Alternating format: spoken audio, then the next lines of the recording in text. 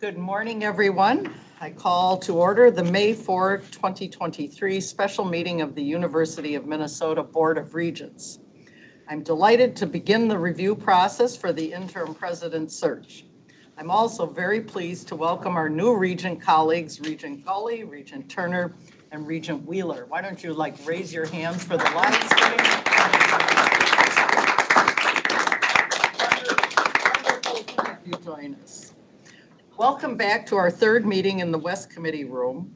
A reminder that the room has room-wide microphones. They will allow any speaker to be heard both in the room and on the live stream. As such, please take care with side conversations. The Zoom audio feed will pick up anything and everything on audio from the room. At this time, we have no one appearing via Zoom. Everybody is here in person, which is wonderful. Before we get started, I just want to let my colleagues know and those here in the room and on live stream how we're going to be proceeding today. This morning, we're going to be this morning and as long as it takes, we're going to be devoting our efforts to the selection of individuals that this group collectively would like to interview for the interim president position. Once we have identified those individuals and have agreed on them, we are going to then switch to some training for us collectively on how to do an interview. And so we've got people here from the Office of Human Resources who are experts in this area, who have developed actually an interview guide for us to work with and to train us, hopefully, to be good interviews when we collectively interview the candidates we have selected next week. So that training will, depending on the timing of when we finish our first task, which is to select individuals for interview, we will then either break for lunch, or perhaps even do the training during lunch. As you know, we have set aside a very full amount of time today to get through this process from 8 a.m. until 8 p.m. if necessary. If we need to use all that time to accomplish both agenda items, we will. But I'm hopeful that we will be able to proceed and get out and enjoy this beautiful day here in Minnesota, which I hope is the beginning of summer. All right, before we discuss the candidates, I would like to remind you where we are in this process. So far, we have established the board's desirable characteristics for the interim president. We've developed a position description, and we launched the search. The applicant submission window was open for 7 days, and board staff have compiled applicant materials for review. That brings us to today's meeting, where we will review the applicants and select finalists for interview. And let me just say, I am thrilled with the applicant pool that we received, and I am actually floored with the number of applicants that we've received in such a short window of time. People who, in essence, raised their hand and said, I'm willing to take on this position for a year and to transition us to a new president. I am just blown away by it, and I imagine all of my colleagues are as well. I honestly didn't expect, when we created such a short window, and we have no search committee, we just put out the word, that we would get far fewer candidates than we did. But we have a very robust pool, and it's exciting, I think, for us. So for today's meeting, we will review the applicants and select finalists for review. The process for conversation may feel a little awkward because of the requirements set out by Minnesota law. While this board is required to meet and deliberate in public, applicants for this position are legally entitled to confidentiality until they are named as finalists. As a result, we will discuss candidates in a de-identified manner. Each candidate has been assigned a letter, and we will refer to them by those letters throughout the meeting.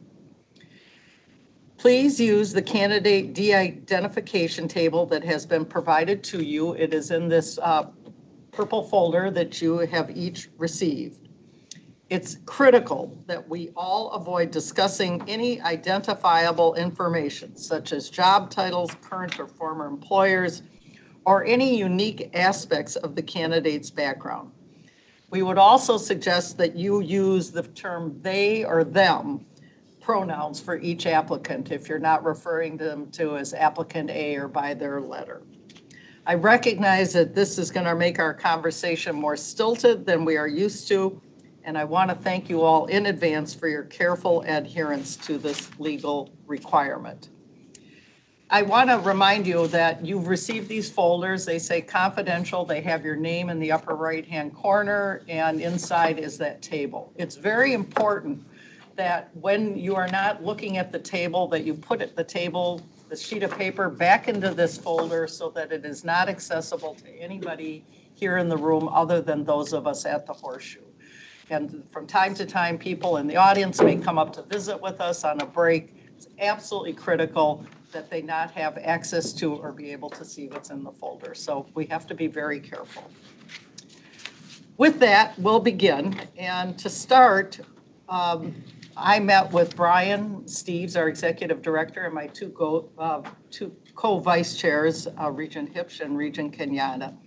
And we determined that the best way to assist us in basically starting the process to winnow down who we would like to interview was to do what is called a dot voting exercise. You've each been given an allocation of 6 dots, blue dots, or purple, I'm not blue, I guess they're blue, and for which you are going to be placing them on these sheets in the room against the window here. As you can see, they're labeled A through U, and you will have 6 dots to place on those sheets. You may use as many or as few dots from your allocation as you like, but you can only place 1 dot per applicant. So what that means is, even though maybe you only have one choice of a person, you can't place all 6 of your dots on that one person. So it's 1 dot per person at this time. At the same time, you don't have to use all your dots. So if you only have, say, 3 candidates that you are interested in moving along in this process and expressing your desire to interview, then only use 3 of your dots. So you can use less than the 6, but you can't place more than 1 on each applicant's letter. Once we've finished this exercise, we're going to see if we're starting to coalesce around certain people or coalescing around certain applicants that we're not interested in continuing on conversation with. And we will then talk about what the next step will be. It may be we'll go through the dot exercise again, or it may be that we will simply start the discussion on those individuals where we really see that there is a concentration of all of us landing on 1 or more particular people. So bear with us. The whole goal of this is to try and see where we are reaching some sort of consensus on some pool of individuals, presumably less than the 20 that have applied or 21 that have applied, and be able to winnow down eventually those that we would like to interview.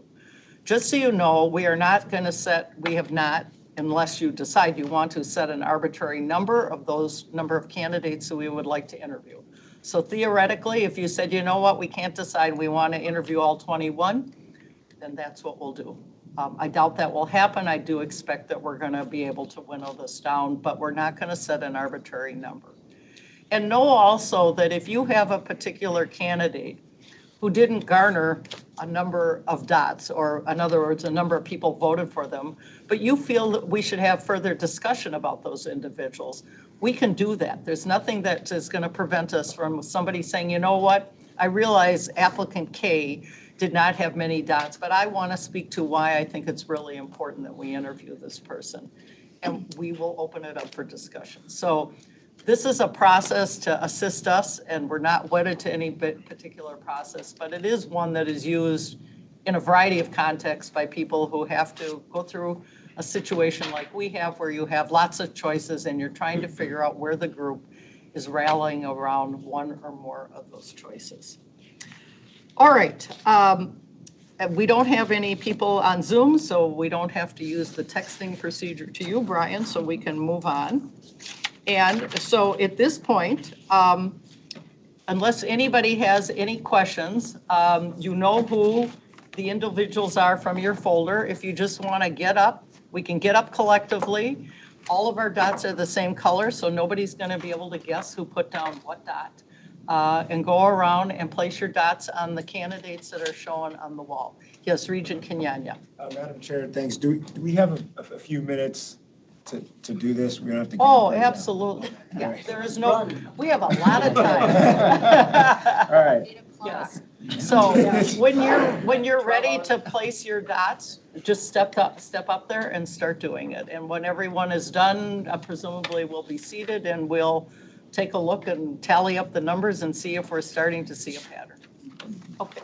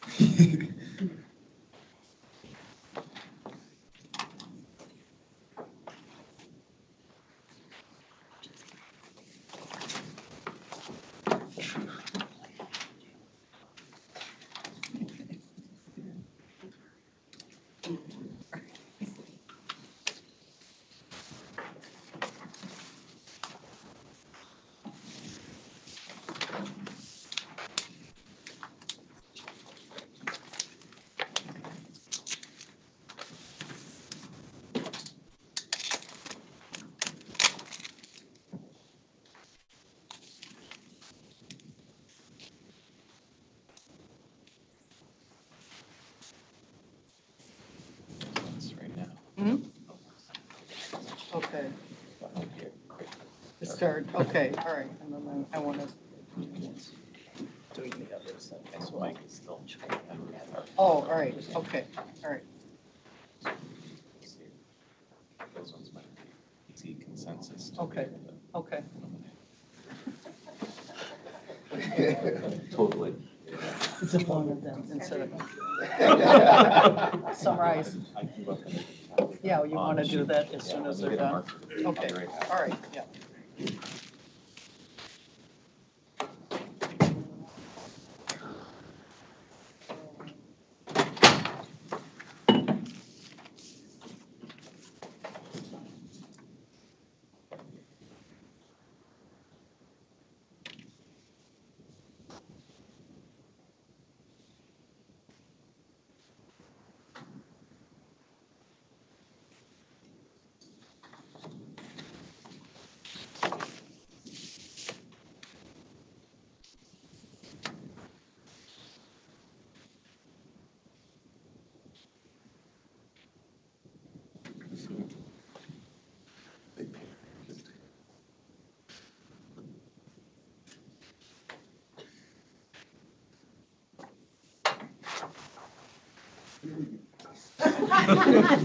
Take your time, right?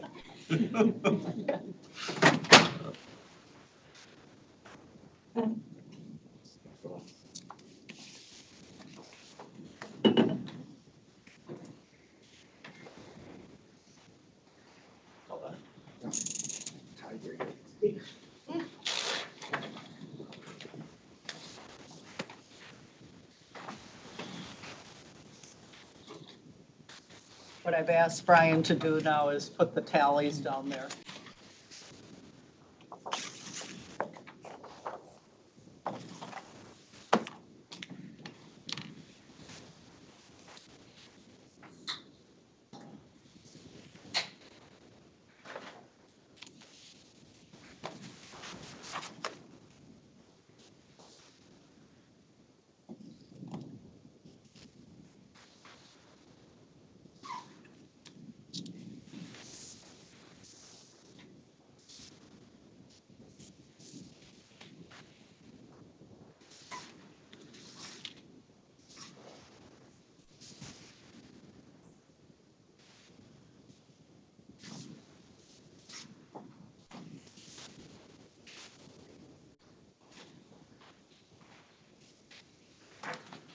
Hopefully everybody can see those. Everybody see the numbers? So I would like to suggest that there are several of the de-identified candidates who have 0 votes on them. And my suggestion is that the first thing we do is indicate collectively as a group that we do not wish to continue the discussion regarding those individuals as a potential candidate for the position. Anybody disagree with doing that?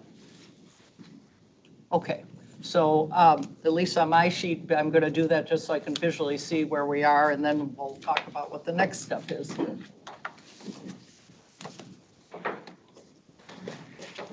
And in fact,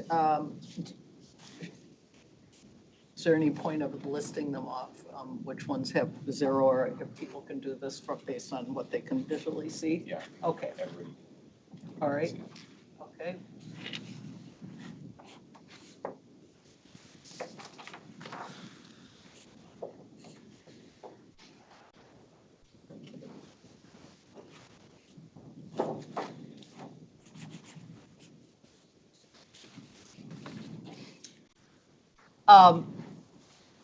So the next step is we have several individuals who have 1 or 2 votes on them as well.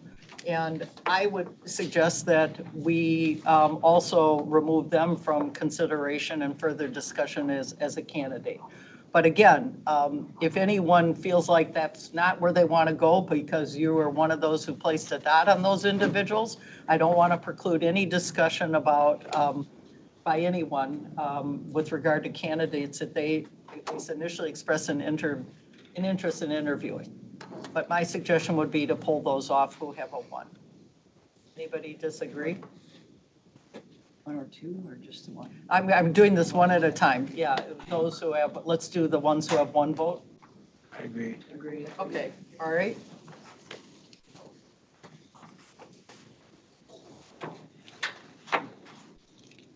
All right, and similarly, we've got a couple of individuals who have 2 votes. The question is, do we want to keep them in the mix for the next round? Or are people comfortable with removing them from discussion as well? I'm comfortable eliminating them. Anybody want to keep those individuals in the mix? All right, not hearing any, we'll pull those off who have 2 votes. All right, then the question is with the remaining individuals, and they range anywhere from 3 votes up to individuals with 10 votes. Question in terms of collective wisdom, we can continue to, for example, it jumps actually from 3, and then I think we go to 6 or 5. So the question is, would you like to go through this exercise again using the dots? Or do you want to eliminate the individual who has the 3? Or Do you want to start discussing the individuals who are now garnered some support between ranging from 3 dots up to 10 dots? Yeah, Regent Davenport. Chair Mayor, I suggest we eliminate the 3 and the 5 and jump up to well, I'll just leave it at the 3 and then the 5. Okay. Any objection to that? So in other words, we would start with proceeding with those individuals who have 6 to 10 votes. I agree. No objection. Any objection, particularly by those of you who placed the dots on those individuals? All right, I'm not hearing any objections, so we'll remove those who have the 3 or 5 dots.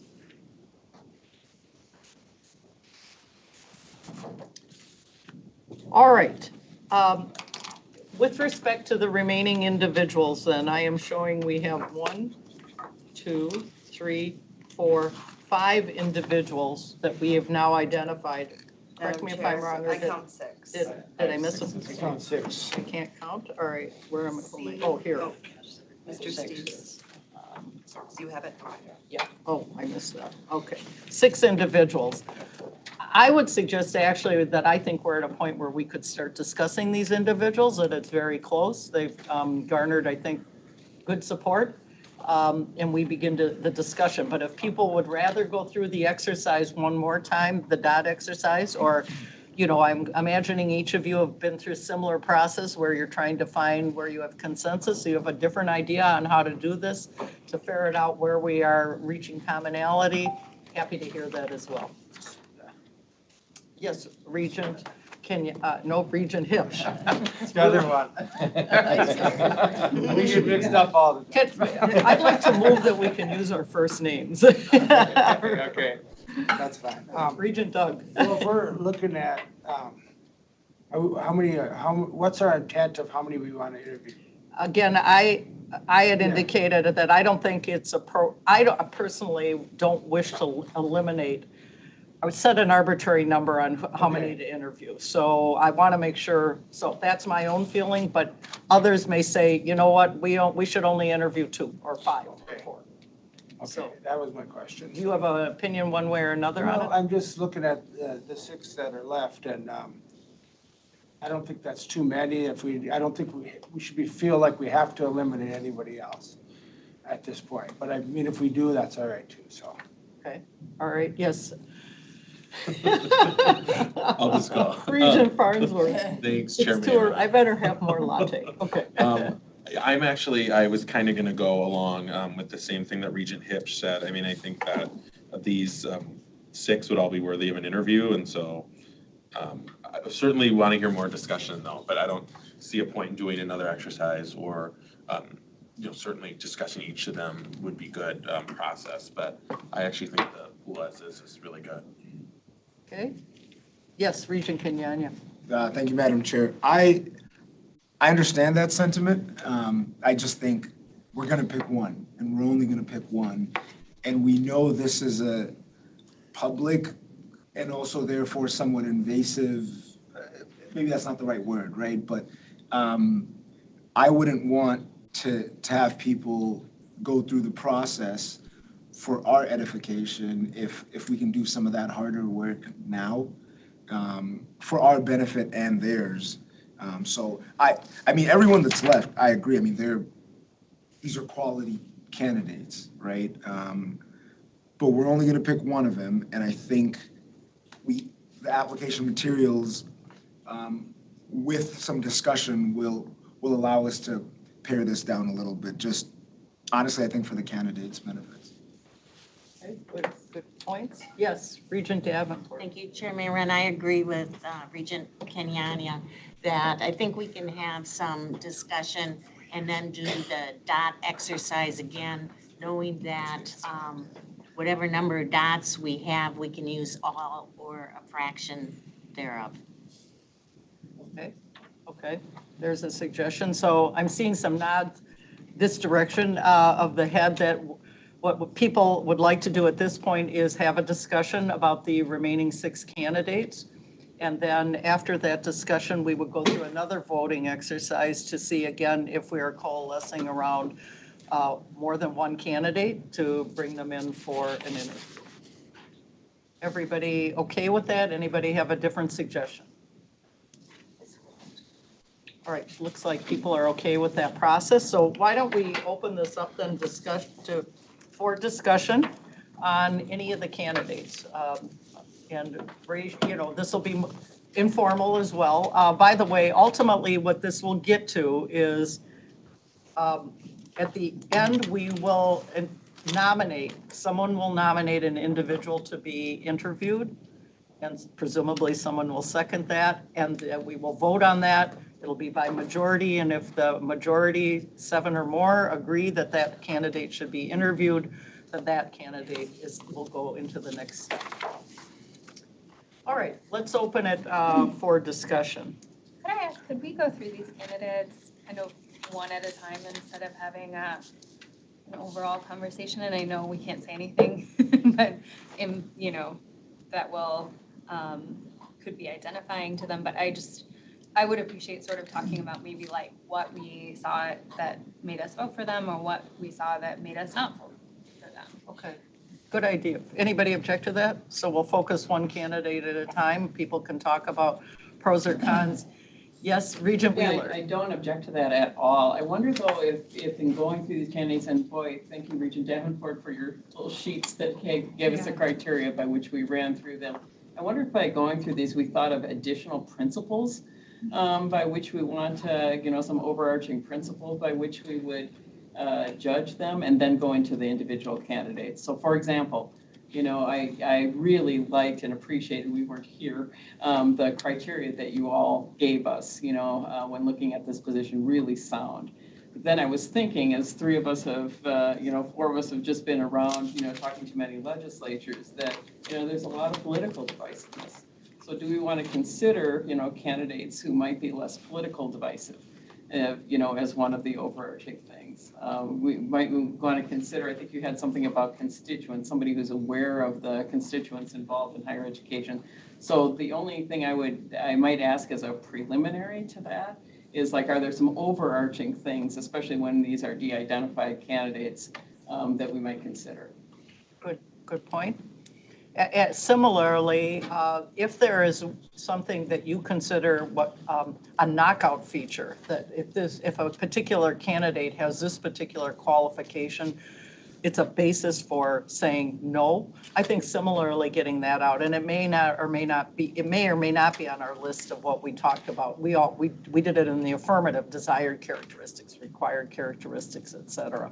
But if there is something that you feel knocks out a person, I think talking about that overarching type of characteristic would be important. I'm not sure there is one, but if there is, we ought to be talking about it. For example, we included one: if you were seeking the permanent position, don't apply. And we wanted to make sure that we weren't garnering candidates with that attribute. All right, well, why don't we do this? Let's start with Regent Wheeler's suggestion, which is, are there other principles or attributes or issues out there that we're aware of that perhaps didn't show up on our position description as characteristics preferred or desirable, that we want to make sure we're keeping in mind, or at least talk about whether that would be a factor that is pro or con for our selection? Yes, Regent Farnsworth. Thanks, Chair Mayron. I'm a little nervous about this because. Oh, really? You and everyone else, yeah. Well, no, nervous about this particular exercise. I think it would definitely be worth, before we go down the list of candidates and perhaps discuss each one, to talk about why folks placed a dot, didn't place a dot, all of that kind of thing. But I think straying away in any way from the characteristics that this board laid out either straying away or appearing to stray away from the characteristics that this board laid out in the position posting could unintentionally move the goalposts or create kind of other expectations, if that makes sense, to candidates who already viewed the characteristics that we laid out, whether desired or required, and then applied for this position. So, and maybe I'm just misunderstanding what Regent Wheeler was suggesting, so please correct me if I'm wrong, but, adding characteristics or straying too far away by either appearance or otherwise from what we've already put out makes me a little hesitant. So, but if I misunderstood what you were suggesting, please let me know. Regent Karab. Chair Mayron, I would tend to agree with Regent Farnsworth. I think maybe it would be helpful if we talk through the candidates, and then in the process, when we get to the pool that we want to interview, if there are specific questions that might emerge, because we want to understand and consider, I would suggest that we do it that way. I do think that we put out a description of characteristics or things that we were looking for, and it feels like to apply that now would sort of solicit things that the candidates maybe didn't think to lift up or talk about. So, but also Regent Wheeler might clarify how she was thinking about in terms of process. Regent Wheeler. Yeah, Chairman Aaron, thank you. And thank you for your comments. And you did lay out really a great set of criteria for these candidates for certain. Talking about de-identified candidates in particular, it gets to be difficult, because if you talk about, for example, that you consider a candidate, we should consider whether, given the needed trust to enable this organization to thrive, might be politically divisive. I didn't want to identify that with any particular candidate, which is why I went with the overarching principle piece, because again, I'm trying to be really careful. It's a little awkward, obviously, to be talking by letters. And, but I think those are principles. But I was concerned with some candidates that it might identify them too closely, which is why I went for the higher level, just to be clear. I think we can see how it goes, and if we think we're straying or we're beginning to all of a sudden interject new attributes and principles that we didn't previously, whether that's appropriate or fair, I think we can discuss it as they come up. The one that you use, Regent Wheeler, in fact, I think gets captured in one sense or another under the position criteria. You use the example that we can see there is division within the legislature, and that we're concerned that certain candidates might be divisive. And I think that actually gets picked up in one of the position criteria: strong reputation and a demonstrated ability to be effective at legislative and community relations. And so I think that we've got that principle in there already, or that attribute in there, and allows us to talk about if we're concerned that a candidate may be divisive in that, or just have no skill set in it, or may move the needle in the wrong direction. But not knowing what the other attributes are that you've all figured out we're missing, I don't know yet whether it would be fair to apply it to the candidates, but I think we'll be able to see as we begin the discussion. Chairman Aaron, that makes sense to me. Thank you. Okay. Well, why don't we go ahead then and start with the first candidate that we'll just go in the order of the letters here. So let's talk about candidate C. This is the time for people who, I think it would be helpful for those who placed a dot on candidate C to indicate what was of interest to you, or where you saw the strengths that you thought this person could bring to the position. And of course, those of you who didn't, for you to weigh in as well. So whoever would like to start with this discussion, by all means, go ahead. Regent Mayron, just as a point of clarification, I don't think we necessarily need to start with those who voted or put a dot on Because that identifies us, huh? Well, Okay. not even to that point.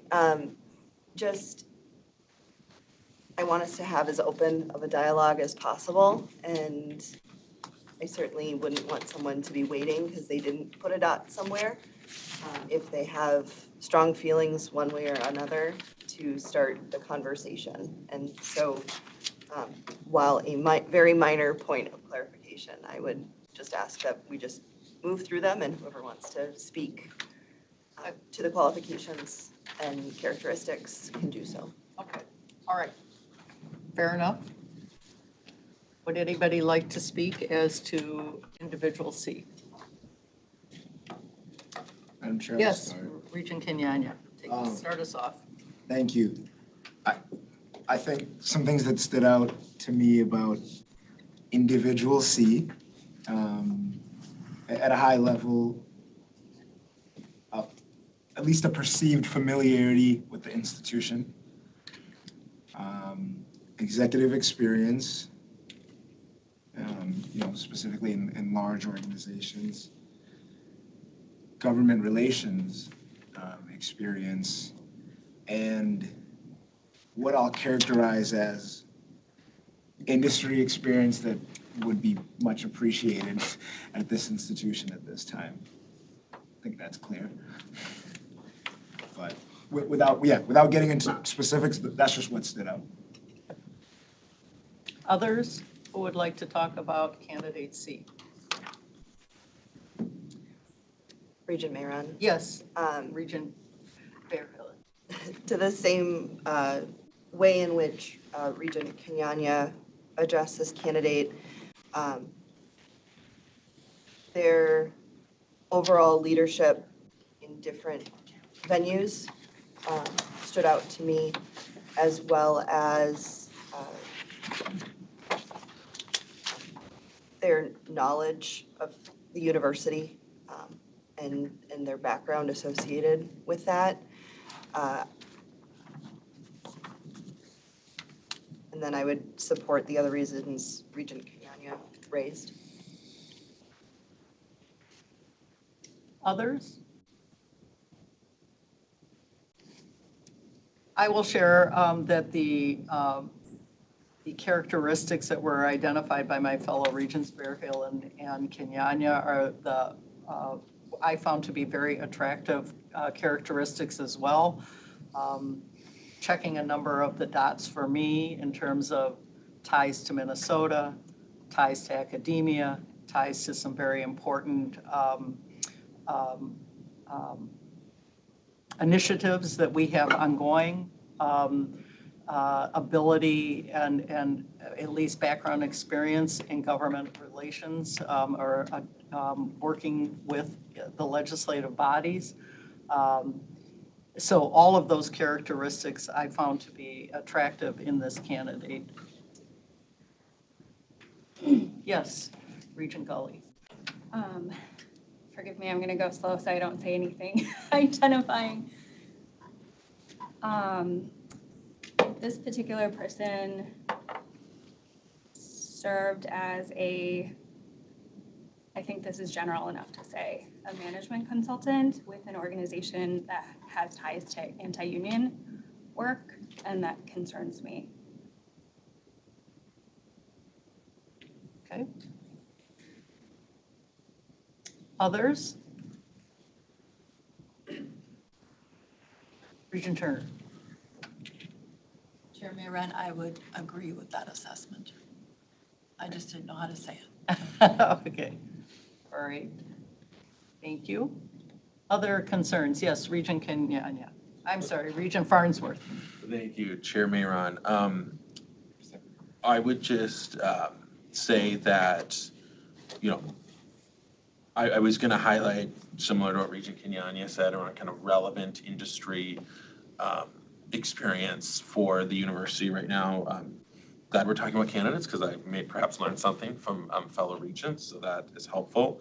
And then just as we're getting started, just as a point of process as well, I just wanted to thank, as you and I talked about, the groups that had weighed in from the university on characteristics, particularly our student representatives, so the board, and then the student or the faculty consultative committees, Senate consultative committee. We received some really helpful feedback from those particular groups, and so I wanted to highlight that. I know I forgot, so I'm jumping into the conversation now, but just wanted to thank those groups in particular, our student reps and then campus governance groups for giving us some really helpful feedback as we look at characteristics. So besides that, though, pivoting back to what we're talking about, I would echo much of what Regent Verhalen and Regent Kenyanya said about this particular candidate. Other comments? Yes, Regent Verhalen. Just to respond to the concerns raised by Regent Gully and Regent Turner, I think that's an area we may want to ask some questions about for this candidate. There are other items on here that certainly support also working with unions as well in their history. And so I think that that's certainly something we can talk about as part of how we're going to move forward with interview questions. Because with every candidate where I put dots, I had questions of how would they handle X situation. And so I appreciate them raising that concern as something that we can then talk about how to incorporate it into an interview process for purposes of looking at all of the candidates.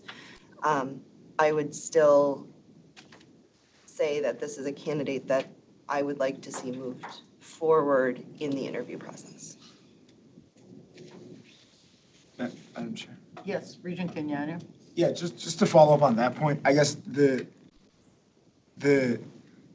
and I don't think any of us know this, but it would be different if we knew that they engaged in that kind of activity. And I'm not saying they didn't, but with large organizations, and maybe this is just speaking as someone who works for a large organization, I don't know what we're doing, and so I think it's a fair question, but I think that's a good point in that we can make sure we address that if they were to move forward an interview. But then again, I think it'd be different if we could say this person was engaged in this activity rather than simply the organization. But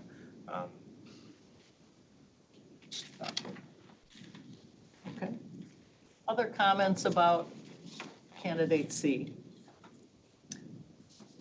The other piece that I would add on candidate C, in addition to hearing from the students and faculty, we also heard from the vice president in charge of our research enterprise, as well about having a person who is going to keep that initiative. Our research is at an all-time high, something to be so proud of, and we want to continue in those efforts. And this particular individual, as part of the breadth of their background, has a sensitivity, indicated a sensitivity to the whole area of research, which I think is important. And separate from that, also philanthropy and diversity and inclusion. And these are all things that are really important to us. And my view about all of this is if the past is the best predictor of the future, then finding people who have been involved in those kind of endeavors in the past, to me, is the best predictor of how they're going to be sensitive to and move those initiatives along that are important to us as well. So another reason for me why I was interested in bringing this person in for an interview. Yep. Yeah, Chair Yes. and fellow regents, I think good points have been made here, and it's a good thing as we start with the person that I think we are going to find when we look at them that every one of these might have some positions or some things that had to do which are controversial or difficult or whatever, and that those are important things that we then, if we're to talk to them, obviously get answers from and probe further. But if there are certain kinds of things that would be disqualifiers, but if it's not a personal or professional total disqualifier, this isn't kind of pursuing law or something, then if there's some of these different views, I think it's healthy that we potentially have the person here and be able to ask those questions and get answers and not close that off. Good points. Anything further right now about candidate C? All right, why don't we move on then to candidate number 6? I'm sorry, the next individual is candidate G, who had 6 votes. So let's start the conversation with this individual.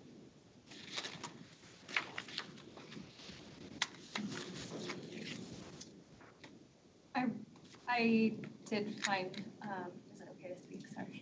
You need to raise your hand, just so I can find you and recognize you for the live stream. I know it's going to take a while, Regent Gully. I violated this rule continuously. Regent Gully. I definitely found myself leaning toward candidates, including this one, who have extensive experience in universities and in higher education. I just feel like it's such a big cultural, it's such a big culture, it's such a big cultural shift to come from another sector that I don't think it's impossible, but someone would really have to feel impressive for me to sort of help make that leap, I think. And so this candidate has extensive higher education experience. Other comments about candidate G? Madam Chair? Yes. I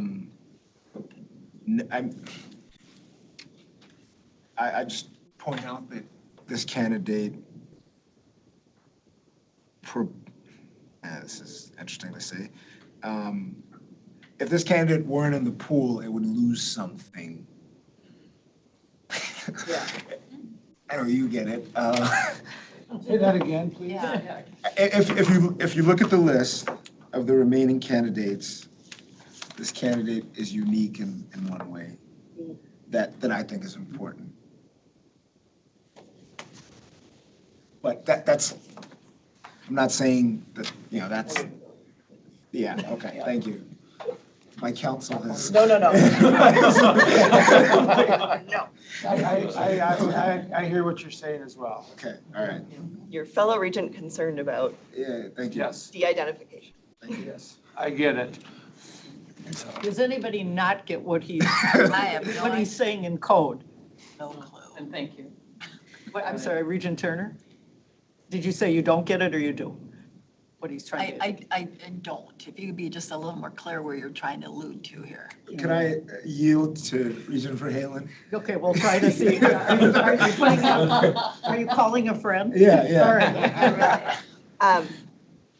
I think it's really important as part of this next step that we have a pool of candidates that represent different areas of characteristics and qualifications on our list while still being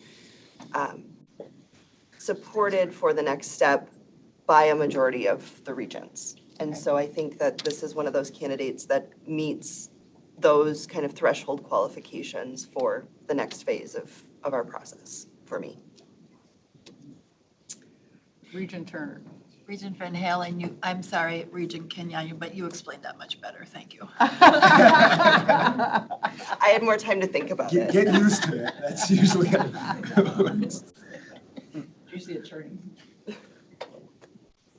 Yes, Regent Farnsworth.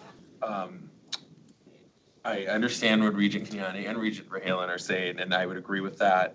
I guess maybe a process question, and I think it's relevant because it came up with the last candidate and this candidate. Yes. In terms of, echoing a comment from last time, I would have a maybe unique or specific question for this candidate. And so is that, because that came up last time and I could see that coming up with every candidate, is that going to be part of the process moving forward with, if and when we get to the interview stage with a particular candidate, that there would be an ability to explore, specific areas with a specific candidate, or is it too, it feels relevant to know that now, but maybe it's too soon to ask that?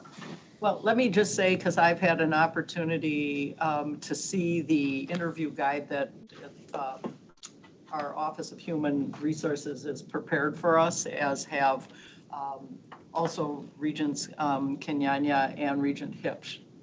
Right now, the interview guide, and you will see, has basically 10 or 12 different questions. They are the same set of questions with follow-up questions that go to each of those individuals. So designed to get the same set of questions out to everyone. Right now, they have not been personalized to any particular individual.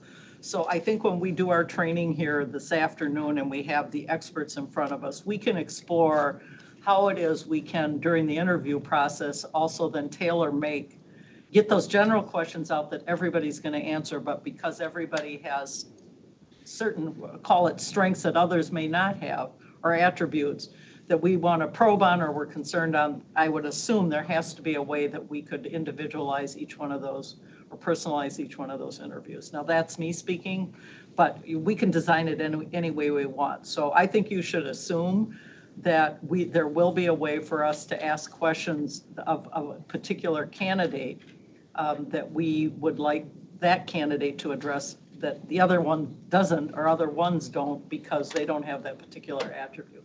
I think what we can do is keep track of it, and we can work with our, on the guide then to make sure that those individualized questions are also in that particular person's interview.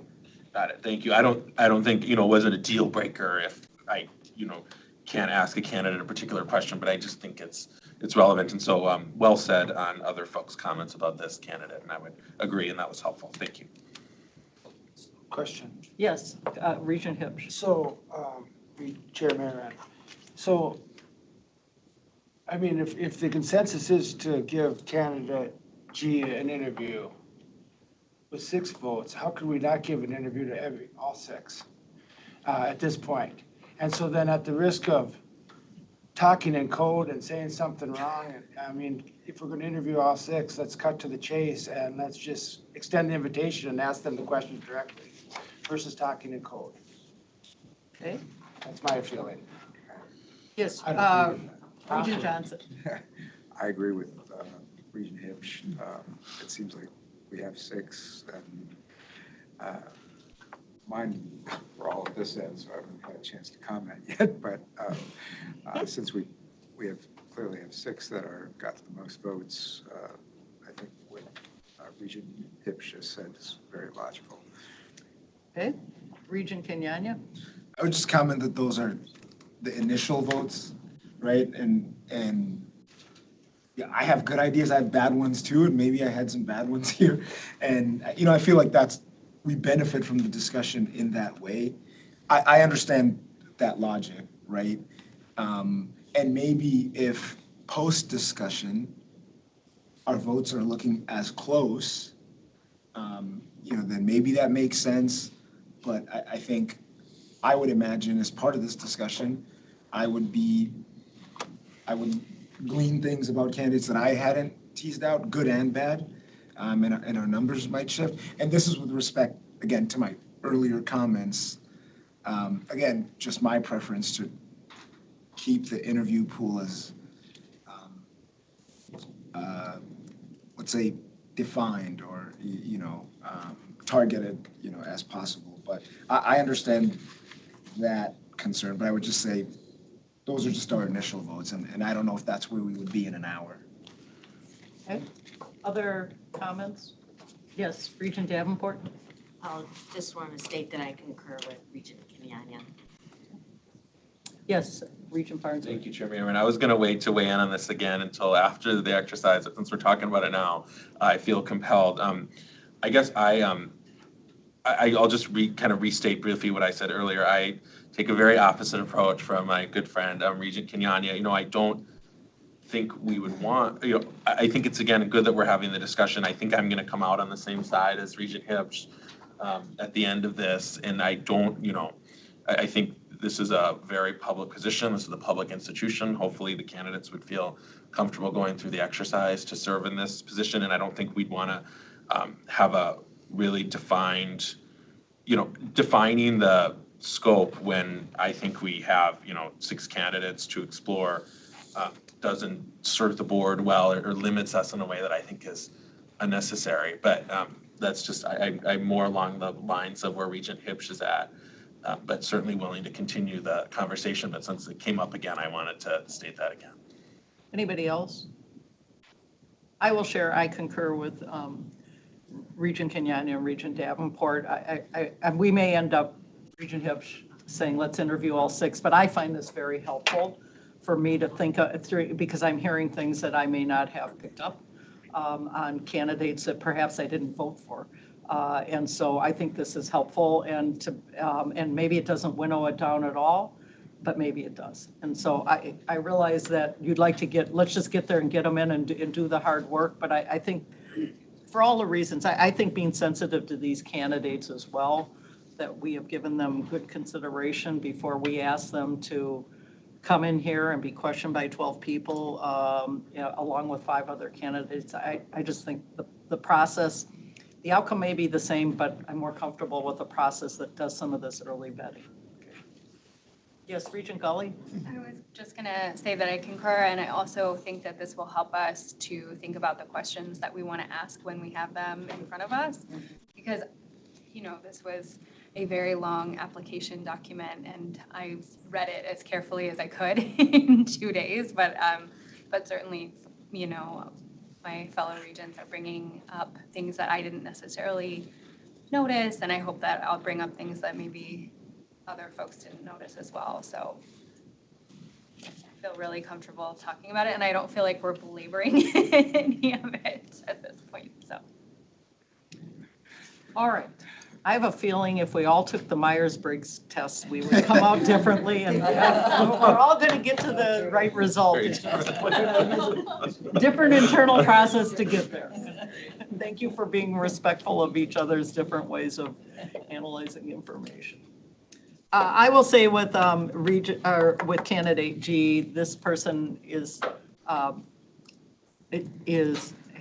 checks all the box in terms of attributes that we listed, in terms of connection to Minnesota, connection to academia,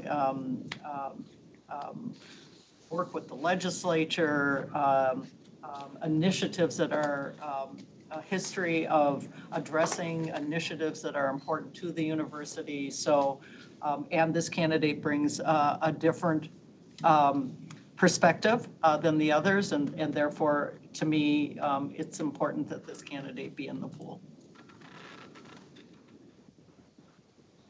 All right, any other comments with respect to candidate G that people would like to share? Or if, again, I think Regent Gully has made an excellent point. If there are particular questions that you think we should be addressing with candidate G, should this person be selected for an interview, things that are kind of weighing on you that you'll want to know, I think it would be important if you could bring them out, if you can do it in a way that won't identify them, to give us help with the interview if this person proceeds. Yes, Regent Farnsworth. Thanks, Chair Mayron. My answer to that is no, I cannot bring it out in a way that would be appropriate for the conversation, but I do have 1 or 2 significant questions.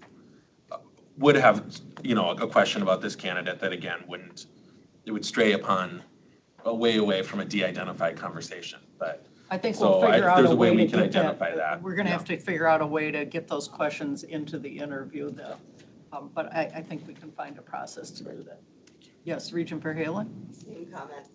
Okay. All right.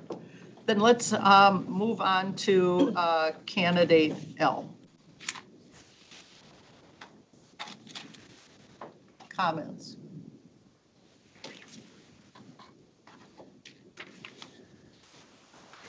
Yes, Regent Wheeler. Thank you, Chair Mayron. I agree with Regent Gully on, really very nice to have is a deep understanding of higher education. This candidate has a deep understanding of higher education, a deep knowledge of our organization, and so that raises candidates' stakes in my opinion, because of the breadth of broad experience and the depth of higher education experience. I would echo Regent Wheeler's comments with respect to this individual. Again, this is a person who checks all of the boxes with enormous depth and breadth. So I can say that. Yes, Regent Tarabi. Thank you, Chair Mayron. I would also say that given that breadth and depth, understanding the complexities of times in which we are in, it felt very relevant to some of the situations that certainly we're in now. So. I'm sorry, that certainly, what's the last part? That's relevant to the situations that we are in now. Okay. Okay. Other comments about candidate number L?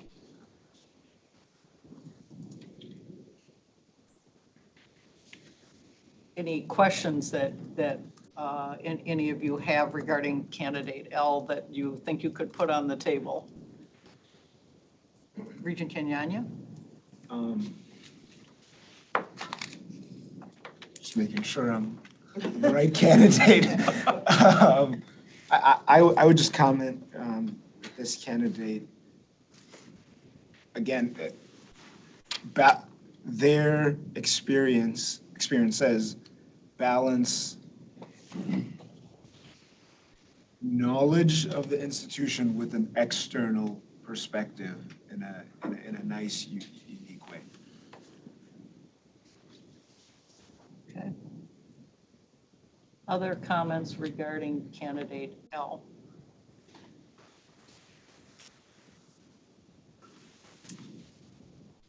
All right, moving then on to, actually, before we begin the discussion on candidate N, we're going to just take a short 5-minute break and then come back and we will address candidate N. So make sure you fold up your folders and turn them all, and any notes you may have, et cetera.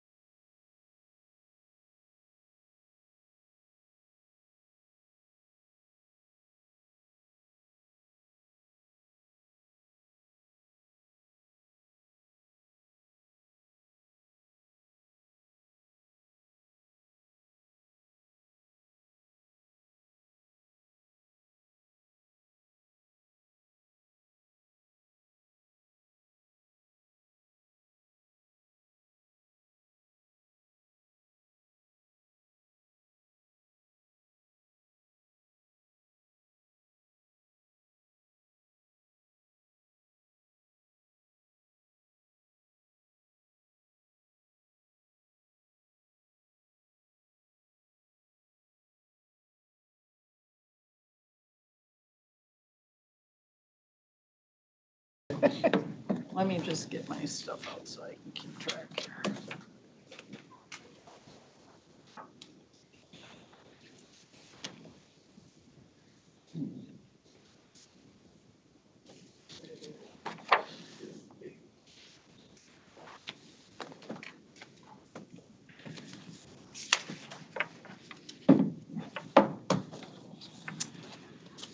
All right.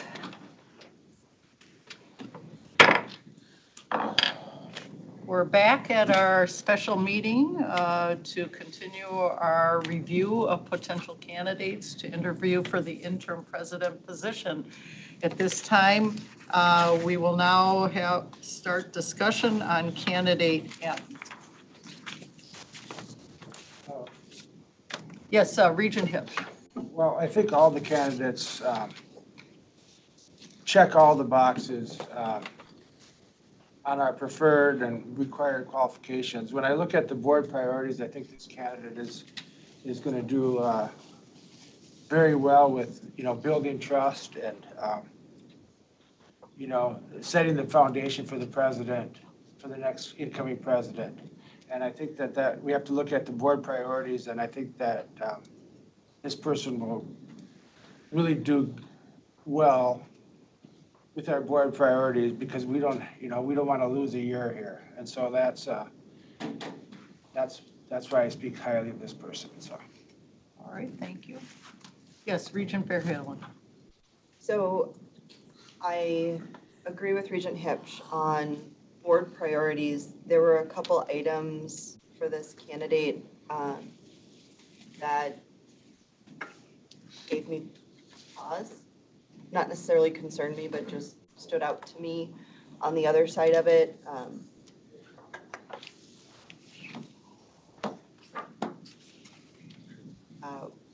given our desire to have someone here very quickly, I'm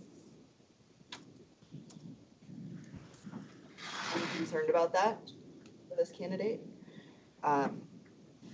And Are you talking about to be physically here quickly, or are you talking about to Yes. get up to speed quickly? to physically be here quickly. I think I'm talking, I'm not sure you're talking about the right person. No, I don't think you're. hold on. We're on candidate N. Retract my comments and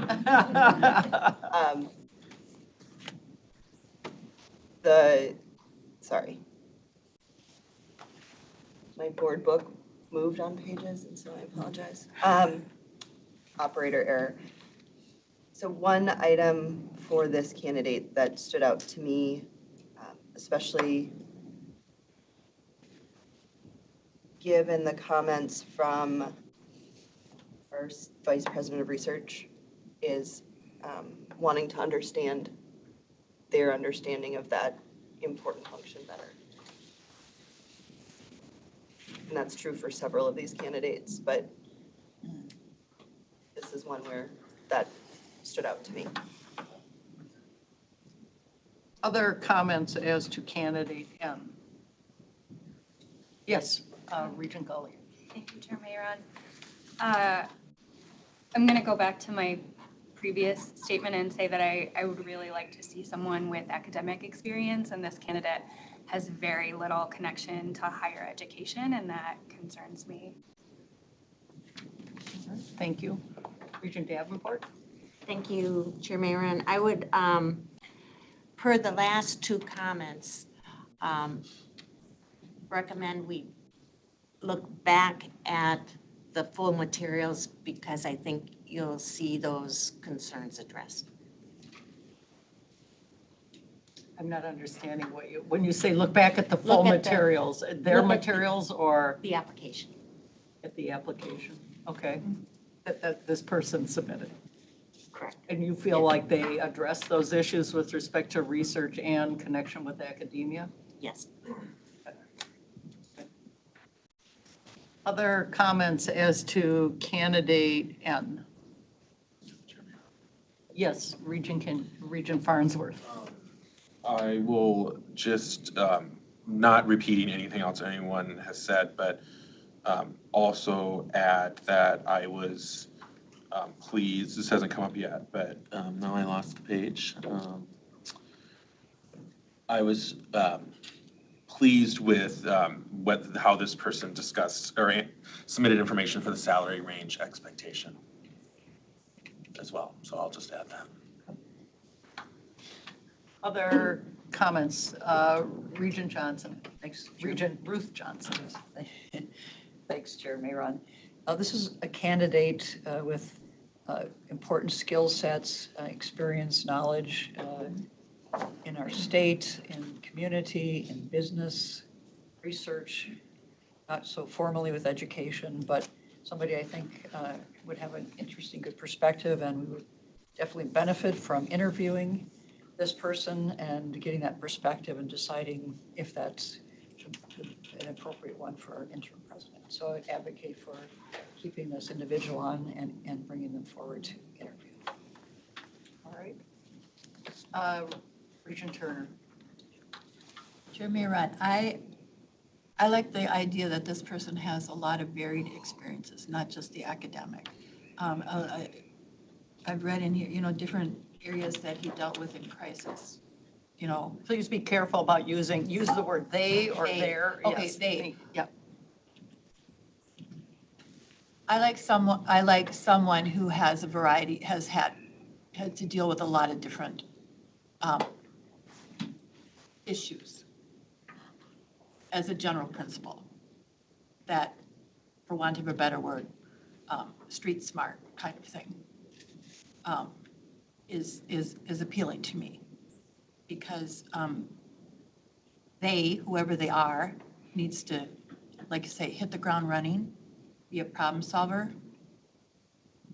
kind of thing, be that, and I just think that they, the N person, would be, has these varied experiences in all the different aspects that make up the university system. Thank you. Yes, Regent Wheeler. Just emphasize too that, really strong leadership experience in a complex adaptive situations, and just, also is somebody who engages directly in community service in a deep way, and that was attractive to me. A little bit lighter on the higher education from my perspective as some other candidates, but really strong in many areas. Thank you. Other comments? Yes, Regent Tarabi. Thank you, Chair Mayron. I think just adding on to that comment, the ability to engage like many groups of stakeholders in the various roles that they have had feels very appealing, and a sense of being able to kind of build around that, but also their ability, and given those leadership experiences, really building teams to do that work. So that was appealing to read and about. Yes, Regent Kenyanya. Thank you, Madam Chair. Yeah, I mean, I would note that, as been noted, obviously not a typical academic, but for someone who's not, there's some close ties, throughout their experience, as noted throughout here, and you can see some of that when you look at the references too, as well as some of the other things. So, and then I think there's a terminal degree which we listed as a preferred qualification as well. Other comments? For me, candidate and all of the comments that you've made in terms of breadth of experience, leadership skills, I agree with all of that. My big question is that this person, it's beyond light to me on the academic side. This is a person who doesn't have that has a tiny bit of connection to academia, but I am concerned about that. I am concerned about how well accepted this individual will be by faculty. I'm concerned, and students, in part because this person has such a short runway to be up and running. We're talking about a year interim position. This to me would be, I would have no reservations if this person were in the pool for the permanent position, but I am concerned about this individual for the interim position in terms of having sufficient knowledge and information about the university, specifically all the initiatives, outstanding initiatives that we have are going. I have no doubt this person can come up to speed quickly, but they're on a really short runway. And I am concerned about acceptance by faculty and students, how this person will play to them, given, I think, what is very tenuous experience in academia. So again, if this person proceeds, and I suspect this person will, these are questions I'd like to address with that person during the interview about how this individual is going to address those set of attributes which are not present for this person. So that's my concern. Yes. Regent Mayron, just a point of clarification. Page 235 is the page I was referring to when I referenced the individual's availability and unavailability. Okay. Planned absence. Okay. That's what you were referring to regarding physical availability. Yes, okay. Madam Chair, thank you. All right. Any other comments with respect to candidate N? All right, candidate, you're on O. Okay, let's go move to candidate O. I just want to get my hand up. All right. Okay. So candidate O has a unique perspective on the University of Minnesota. Obviously some unique connection to the state, and the four of us that just went through the process, I got a lot of comments about our sort of lack of presence at the Capitol, and we need somebody who can help with that, but also understands a great deal of the background of the university and just the state of Minnesota in general, its people, its governing levers and that sort of thing. Also, this candidate has something that stood out to me. It's in a moment when we've had some negative publicity. This person has gravitas, and I think would restore some confidence, even as an interim. So I guess that's it. Other comments as to candidate O?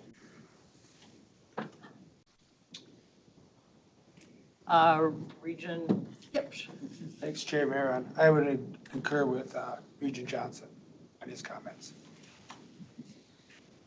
Regent Tarabi.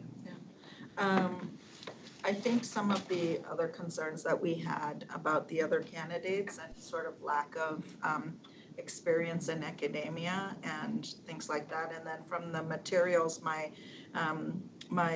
guess my one big concern is really that what was presented in the materials is a very ambitious vision. And for an interim, I'm not sure that it would serve us well to have a very different vision for the university and things like that. So I think there's definitely this is a person who has strong connections to the university and understands the value of the university. But I think for an interim, it might be, to me, that's my greatest concern because it is an interim position and it was, the materials presented a very different vision, so. Okay. Other comments regarding candidate O? Yes, Ruth Johnson. Second what Regent Talarabi said, I was quite surprised. I think that was the only one of the applicants who came forward with kind of their own vision for things. That's really not what we're asking at this point to do with an interim. Other comments? Yes, Regent Colley? Thank you. I just wanted to say, since I was, just in the process of meeting with legislators a lot in this sort of run up to being elected, that was one of the things that I heard a lot, that we need to rebuild the connections with the legislature. And so this is one place where this candidate has ties to academia. They're not an academic, but I think that they bring something that is very unique and might overcome that for me. And also do have strong ties to higher education and the university in different ways, so. Other comments? Regent Davenport. Just piggybacking on the last comment, in our list of qualifications, we have preferred qualifications, background in academia. I'd say all of the candidates that we look at and coming from an academic background would fit my notion for an interim with acceptable, appropriate academic background connections. So are you saying this candidate fits that? I'm speaking in general about the comments about background in academia. And my view is those candidates that we're talking about all have an appropriate amount of academia connection. Said as someone from academia. All right, other comments? Yes, Regent Kenyanya. Thank you. We're not using these, sorry. You can use it, but it won't do you any good. Just for the aesthetic.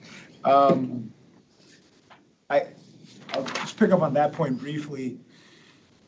Not saying one way or the other, but we did build a profile, right? And I think in that profile, we left room to not have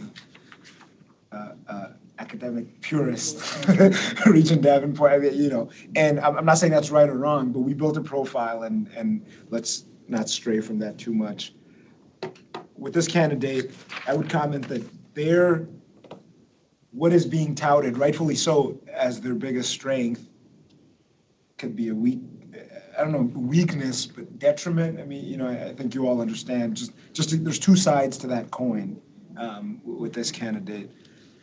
Regent Talarabi brought up a good point that I hadn't thought about, or at least not in the way she said it, in terms of their vision, and we discussed if we wanted someone to, Madam Chair, as you put it, stay the course. I think that's the way we described it, versus a change maker. And I think we leaned stay the course with an ability to still react to ongoing things.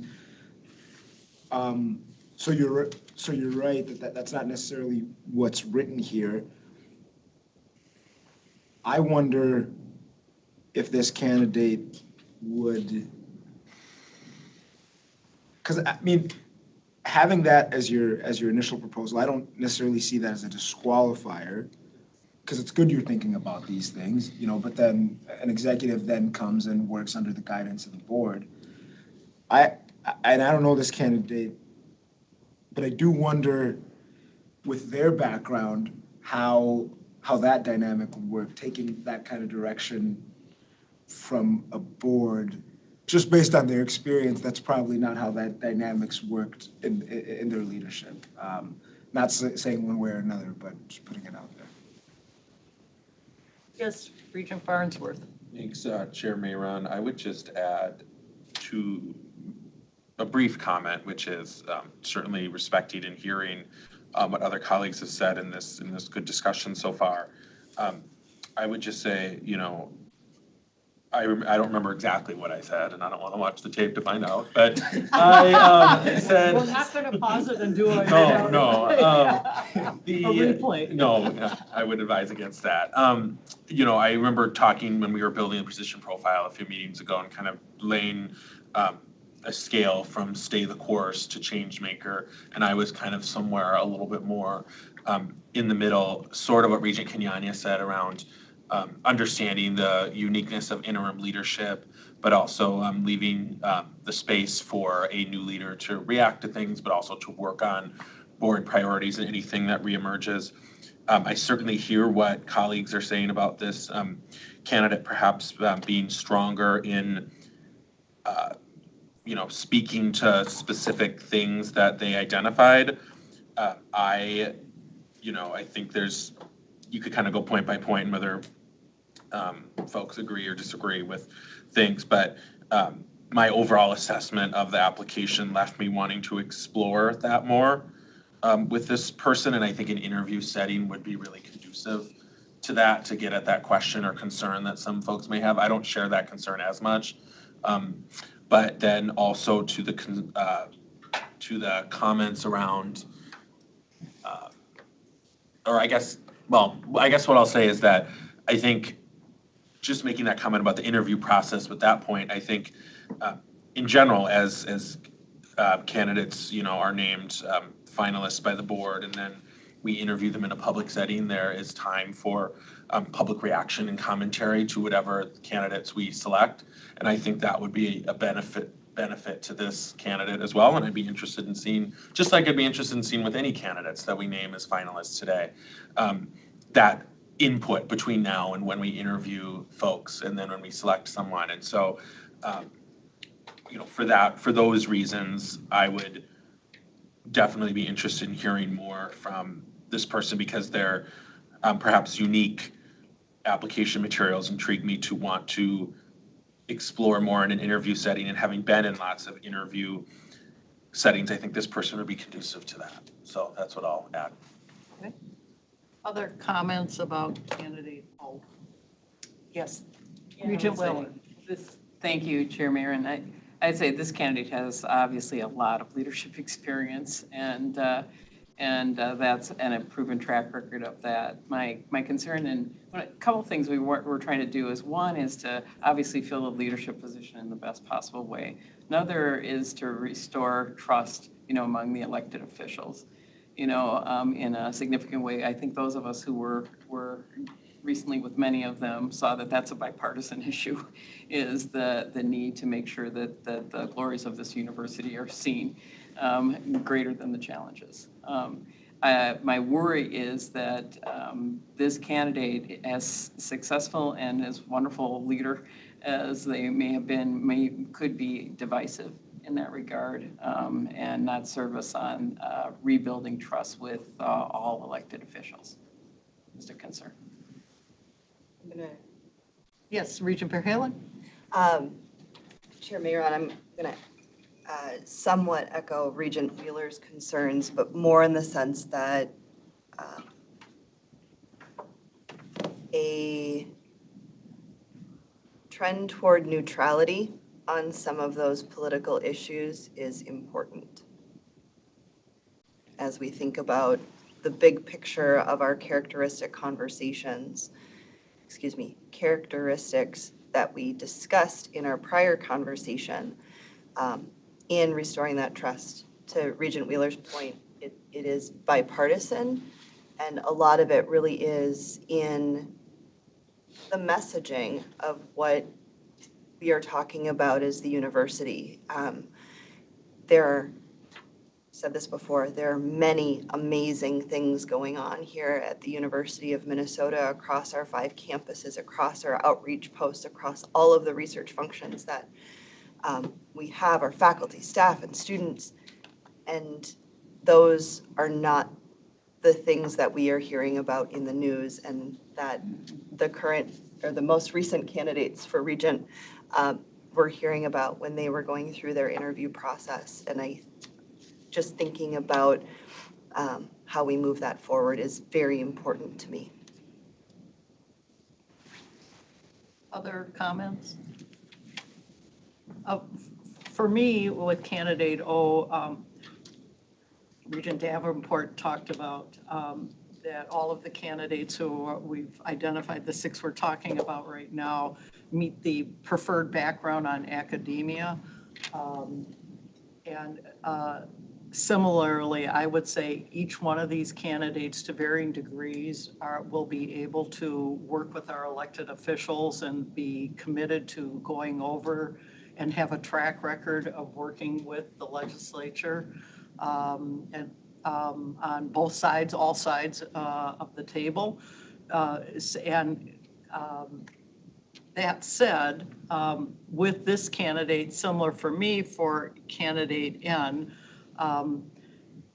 I am concerned, yes, this person has a background in academia, but I am concerned about how well this person will be accepted, again, by faculty in terms of prior track record. There's no question this individual has enormous leadership capabilities and an enormous commitment to higher education.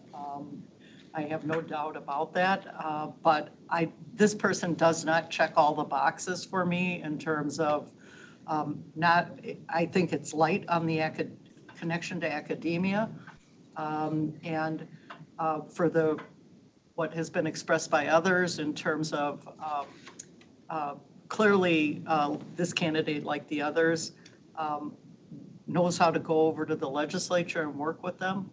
But I share the concerns that others have about whether that will help or hurt over there. There won't be a shyness about doing it, but I don't know what the outcome will be. So this candidate, again, for me, like candidate N, would be an outstanding candidate for me to consider for the permanent position, but also for the reasons that were identified by Regent Talrabi. This person has expressed a vision and expressed the desire to be a change agent, and I applaud that. I'm just not sure this is the position to fill with those qualifications at this point in time. So I have concerns about this candidate for the interim position. Yes, Regent Hipsch. Chair Mayor, I just want to talk about the whole academia versus non-academia. I served on the last presidential search committee, and the academia part of that was very, very important. And I think just about everybody on the committee, that was really a high priority. But in terms of the temporary interim position, I don't agree with you that that's a high priority. And for the reason, I look at academia right now, and that part of our mission is going very, very well. And that isn't where we're having the difficulties. Where we have opportunities and challenges is in the non-academia part, and that is dealing with the legislature and the Fairview-Sanford thing and whatever else. And so that's where we need an interim to come in and clean up those situations and help smooth the way for the new president, so that person doesn't have to deal with it. So I'm not on the same page as maybe the rest of some of the people on the board in terms of that. But if nothing changes on the other side of the equation, and we just carry it through for a year, we'll be in good shape. So anyway. Thank you. Good comments. Other comments? Yes, Regent Turner. Chair Mayor, I have a question because I've heard you mention it twice now. When you allude to the fact that some of the candidates wouldn't be accepted by the educators as staff, in what way? What do you mean by that? I don't mean literally not accepted, but and let me be fair, in their letter to us, they actually used the language that we put in our position description, which was background in academia. They did not say this person has to be a professor or somebody who came out of academia. I think it was the Faculty Consultative Committee who submitted the letter on behalf of faculty. But my concern is, I would prefer a candidate who not necessarily grew up in academia, but or is one of academia, the faculty, and understands what all of the pressure points and things that drive them and things that interfere. But it's probably the main concern I may have when we talk about external candidates altogether, is they bring a whole different set of attributes that are very appealing and are going to be lighter on their connection with having grown up in the academic setting of higher education. And so when I use the word not accepted, I don't mean literally. I know our faculty will work to embrace any person that we bring in, but my sense is they might feel more comfortable with someone who has been there, done that, walked their talk with them than someone who has not. That's just my own personal feeling, and I don't want to overstate, because they did not state that in there. The Faculty Consultative Committee did not state that to us. They used the word background in academia. Whether what we are seeing as background is enough for them, I don't know. But a couple of our external candidates, or external meaning are not currently involved in universities or higher education. That's what I mean by external. I don't know whether that will be viewed as sufficient background or not. So, yes, Regent Farnsworth. Does that answer your question? Yes, thank you for that clarification. Thank you, Chair Mayron. I would just add, this was a good conversation. You know, when the board started, again, a number of, or started this process, the internal and external dynamic came up as part of creating the position profile. And so again, I would just say that, you know, this exact question, among other considerations, is why I, you know, have been and will continue to be an advocate for a broader pool of who we interview. Because I think, again, an interview process which includes a certain, I know it's a quick process, so it'll be a quicker, shorter process than usual, but it includes a certain amount of public engagement and feedback, that the next wave of feedback that the board will be receiving. I think this thing is something that we can suss out based on that feedback. Other comments as to candidate O? All right, moving on to the last candidate, then candidate T. Yes, Regent Tad Johnson. Madam Chair, I thought candidate T was the strongest candidate as far as hitting the ground running, understands Minnesota State government, and understands the university and the major issues we have facing us. And anyway, I think happy to see that they got 10 votes. But I do think, as far as a very smooth transition and somebody who can do the job interim basis, I think this candidate is one of the top ones. Thank you. Other comments? Yes, Regent Farnsworth. Thanks, Chair Mayron. I guess, you know, I would have a similar question for this candidate that I may have for another candidate, which I hope we can work in to the interviews. But I would just say, certainly worthy of an interview, without question, you know, and further conversation with this candidate. So. Okay. Other comments regarding candidate T? Yes, Regent Verheugen? I think you're raising your hand, or you're scratching your head, I'm not sure. Or both. It was both. It was a multi-use. This candidate's understanding of the university and our overall system, and to the point hitting the ground running, stood out to me. Also, as we look through the overall characteristics,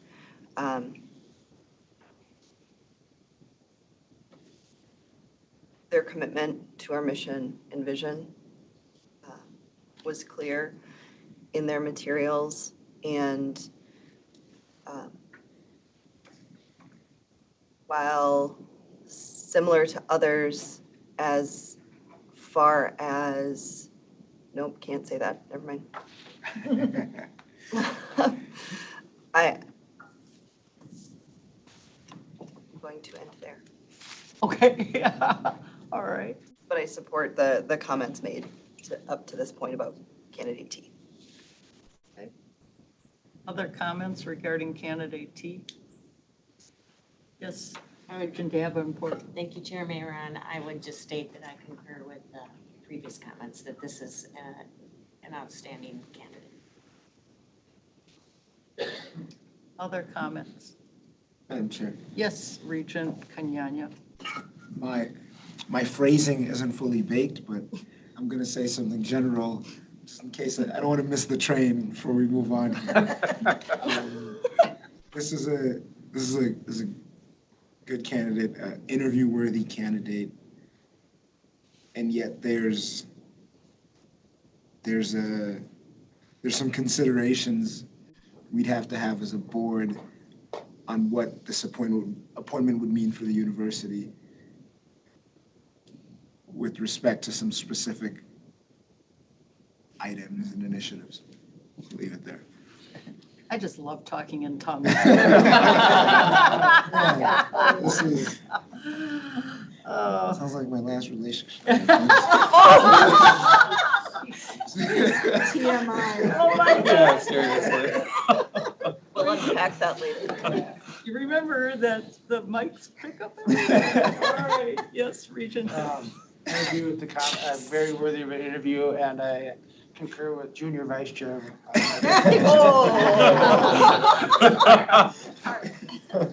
You have relationship issues too? We were just joking about that other, he Other called me comments? senior citizen, so. Other comments as to candidate T? Yes, Regent Tarabi. Chair Mayron, I think this is a consideration for the candidate, but I think given some of the challenges that the university is working through, and they, have a strong connection to much of that work. The question is what would change, and whether that change would be significant enough to help us in the interim move through, certain things. So for me, it's how you work into questions in bringing them in for the interview. Madam Chair, Yes, Regent Kenyon. if, and this is a big if, I'm understanding Regent Tagirabe correctly, I think that's a fair point. I think it's related to mine.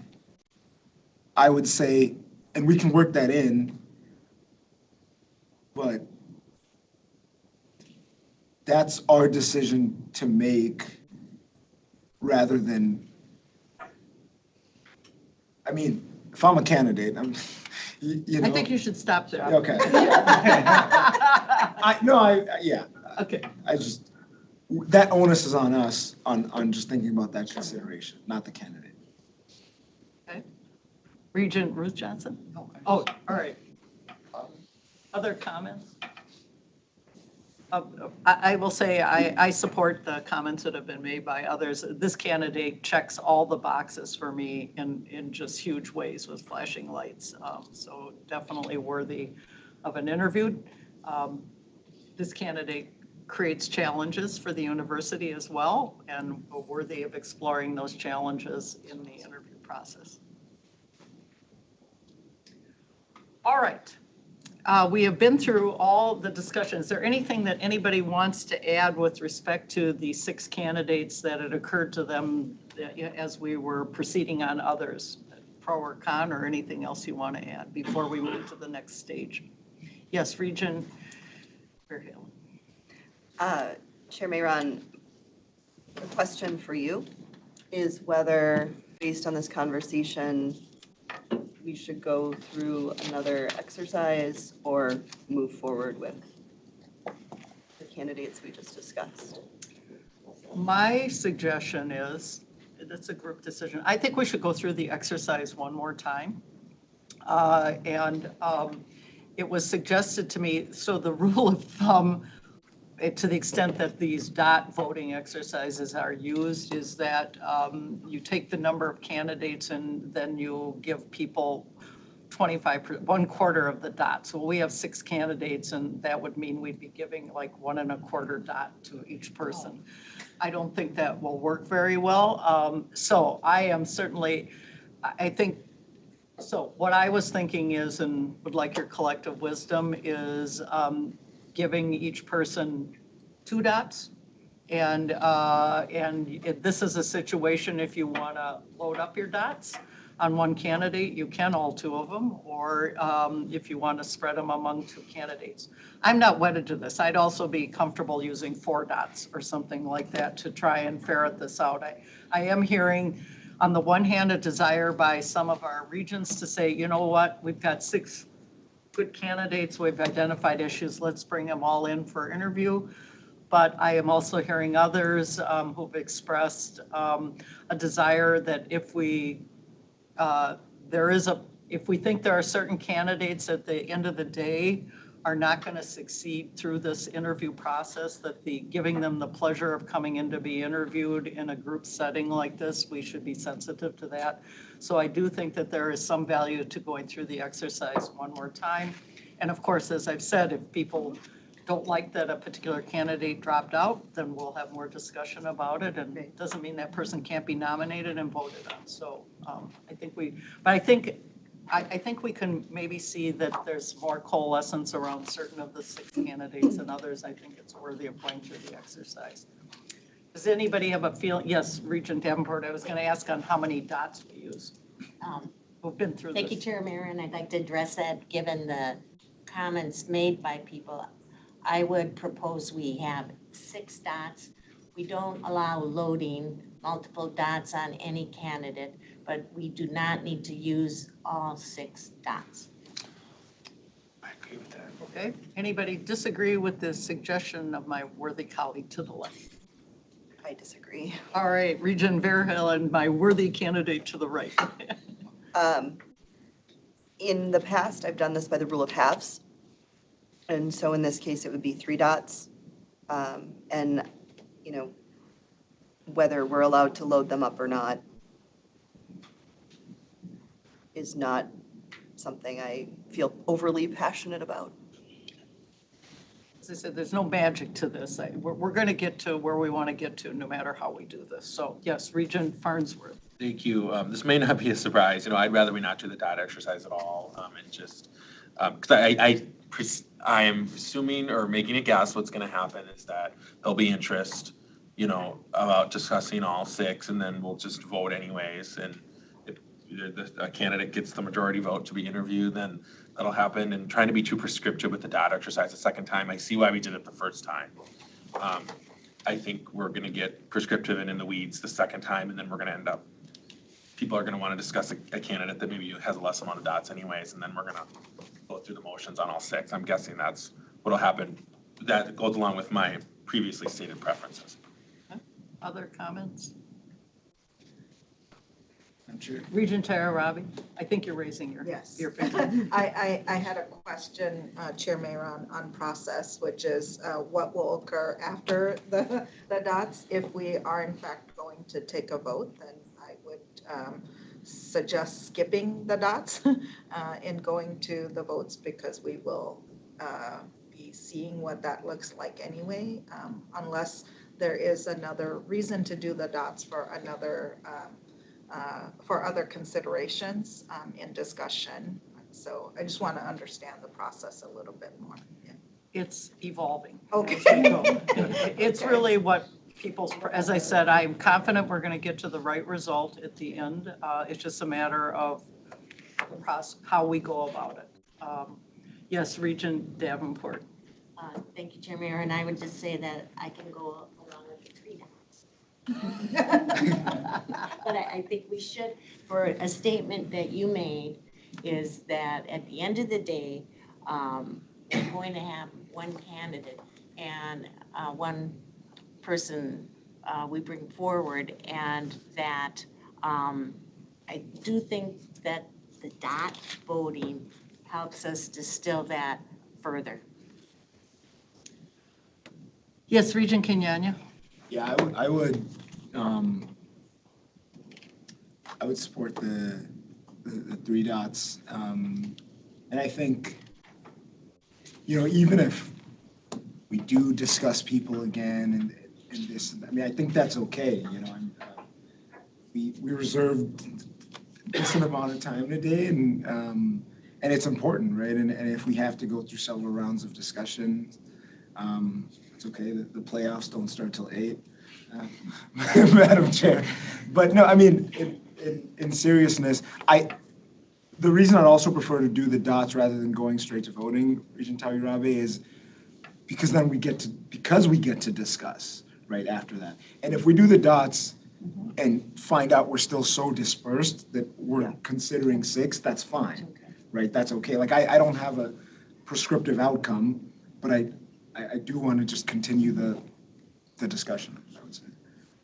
So your suggestion was to use 3 dots that we have, right, Regent Verheugen? 3 dots, no, at this point in time, hearing this conversation, I'd say no loading up. Just And you apply- don't, yeah. And you don't have to use all 3 dots if you don't.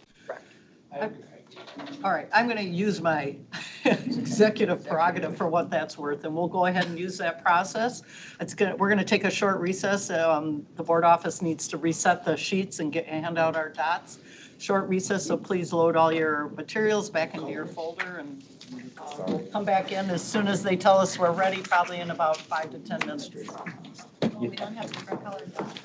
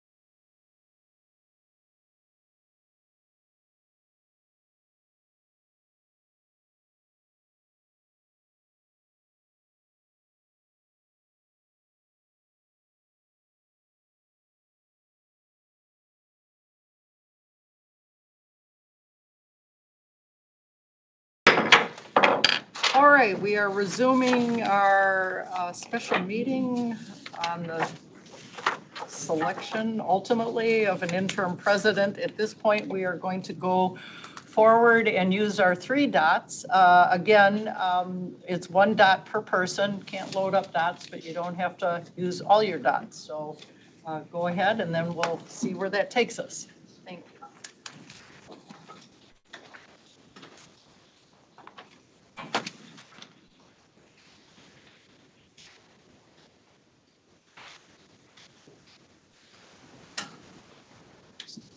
Doubting my letters.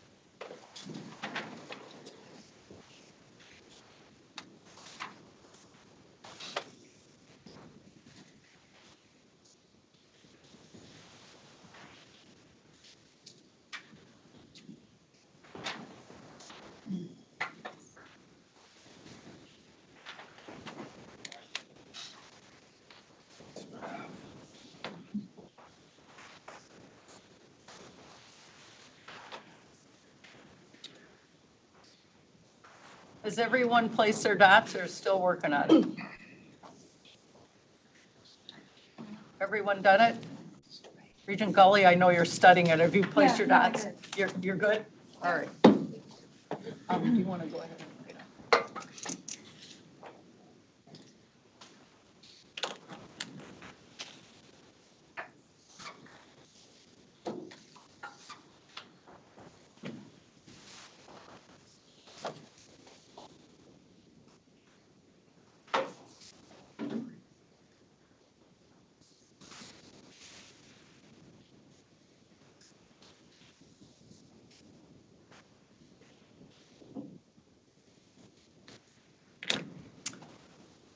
All right, so we have gone through the exercise. The dots range from 3 to 9.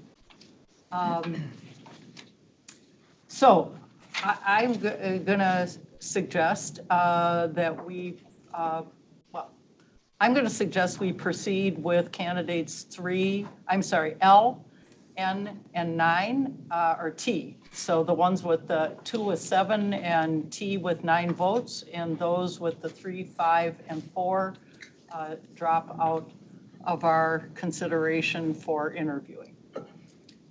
That's my suggestion, reading the dots. It looks like we do have some consensus here. So anybody who has a different idea, put it out on the table. Yes, Regent Gully. Thank you. I agree with that, except I would ask to keep candidate G for the reasons expressed in the earlier discussion. All right. Yes, Regent Farnsworth. Thank you, Chair Mayeron. You can imagine what I'm I going to can. say. So I felt it's important to say it just for the record, but especially if we keep G, then, you know, we might, I don't know. You all know what I'm going to say. I think choice for the board and for the public to react to is important. And so, you know, anyways, there you go. Okay. Other thoughts? Yes, Regent Fairhill. Yeah, and if we're gonna keep G, I would say we keep C for also the reasons expressed earlier. And so I'm, you know, the numbers are the numbers. 6 is a manageable pool of candidates. The conversation earlier, I think, helped me kind of frame a series of things. But I mean, if the majority wants to proceed only with L, N, and T, I'll support it, but wanted to voice my comments. Okay.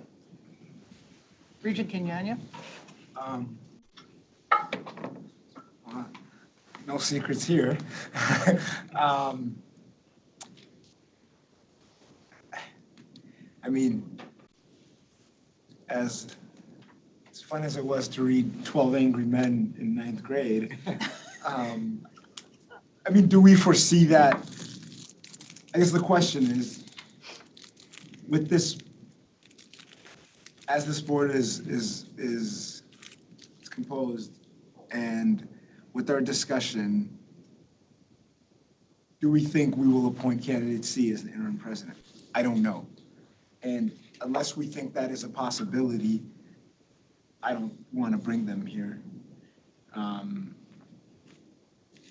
I think we're left with 6 qualified in different ways, but qualified candidates. And it's considerations of, now, what do we want to gain and what do we want to lose? And like, what concern are we okay kind of living with for, you know, for the university? Because they all have them, and we've discussed some of them, and some of them we haven't. I mean, if we go through another round, you know, something, now as we're looking at it in this more focused setting.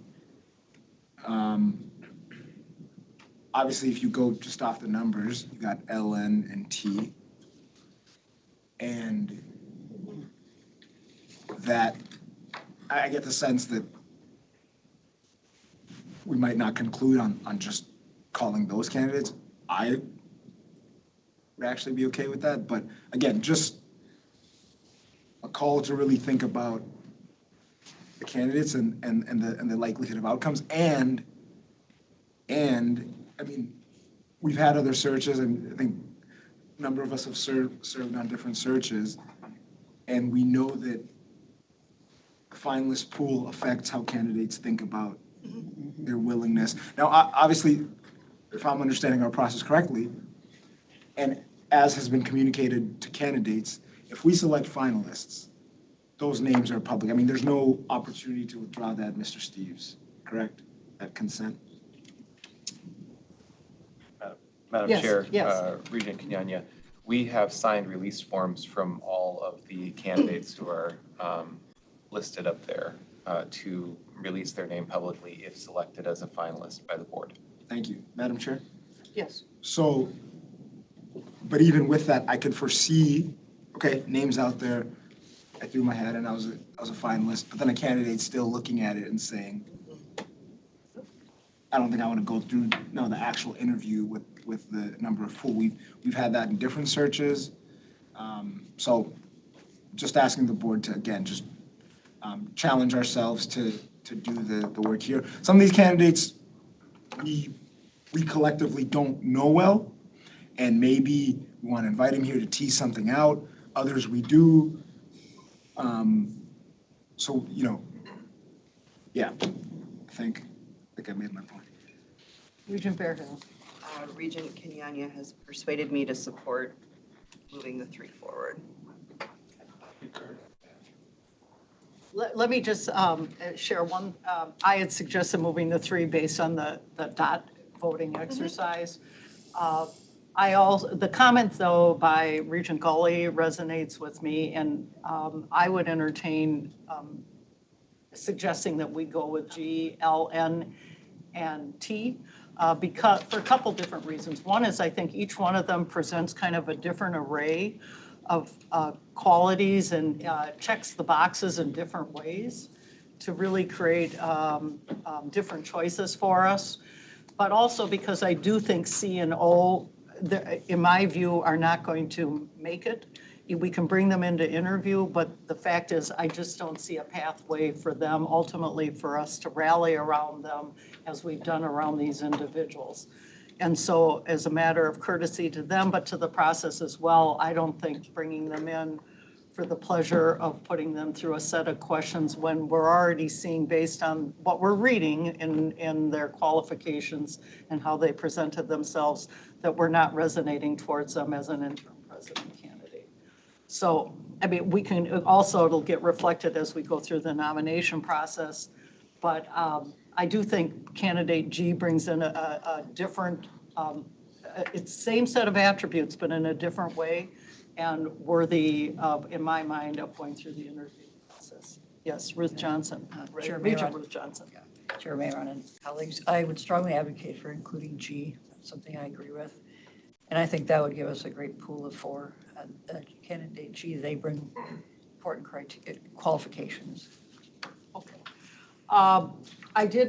We received a note apparently that the people online don't know the dot count and how we voted on our dots because they can't see it on the camera. So I will just indicate candidate C had 3 dots, candidate G had 5 dots, candidates L and N had 7 dots each, candidate O had 4 dots, and candidate T had 9 dots.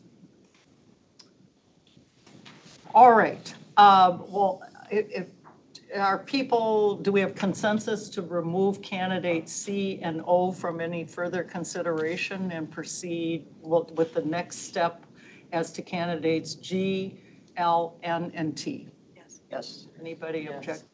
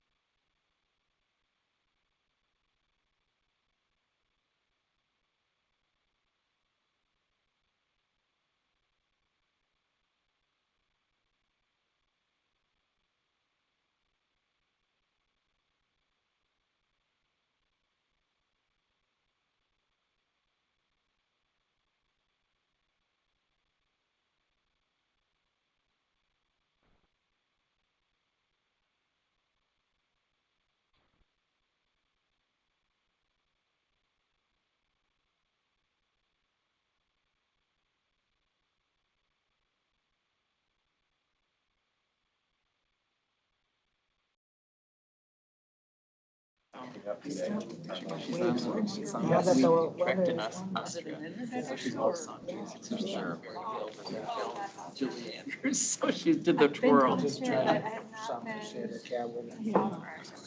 I wanted to go when I was there a few years ago. I'd love to just, I was hearing a story about the school, the Chair narrative. Mayor, is wrong. provide blankets during the day. Oh, Region, they have no control over the heat, and I would suggest when we get into the main boardroom, it's worse. So honestly, I bring like a shawl or something. Well, he was air conditioning.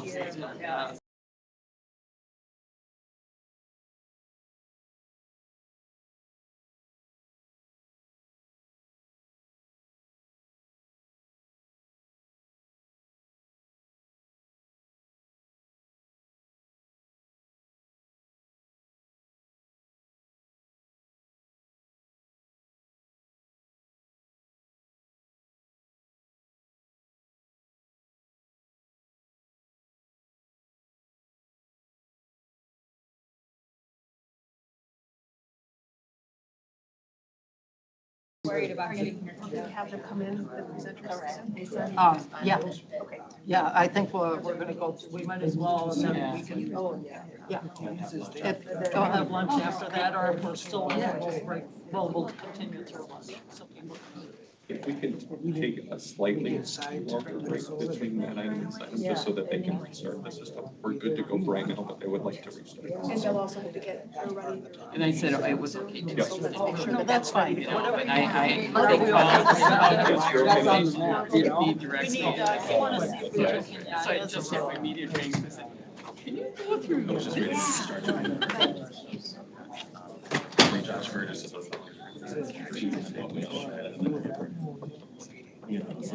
So do you do a roll call? Right. You raise or you raise hand? as long as we. You're not gonna get the final. Why don't we?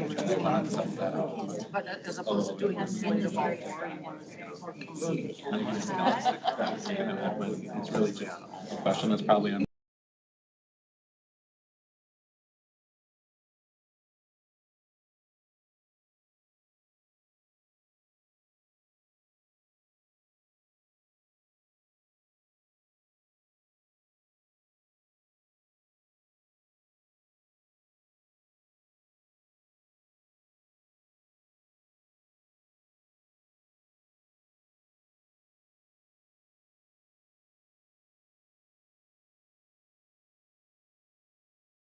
Back.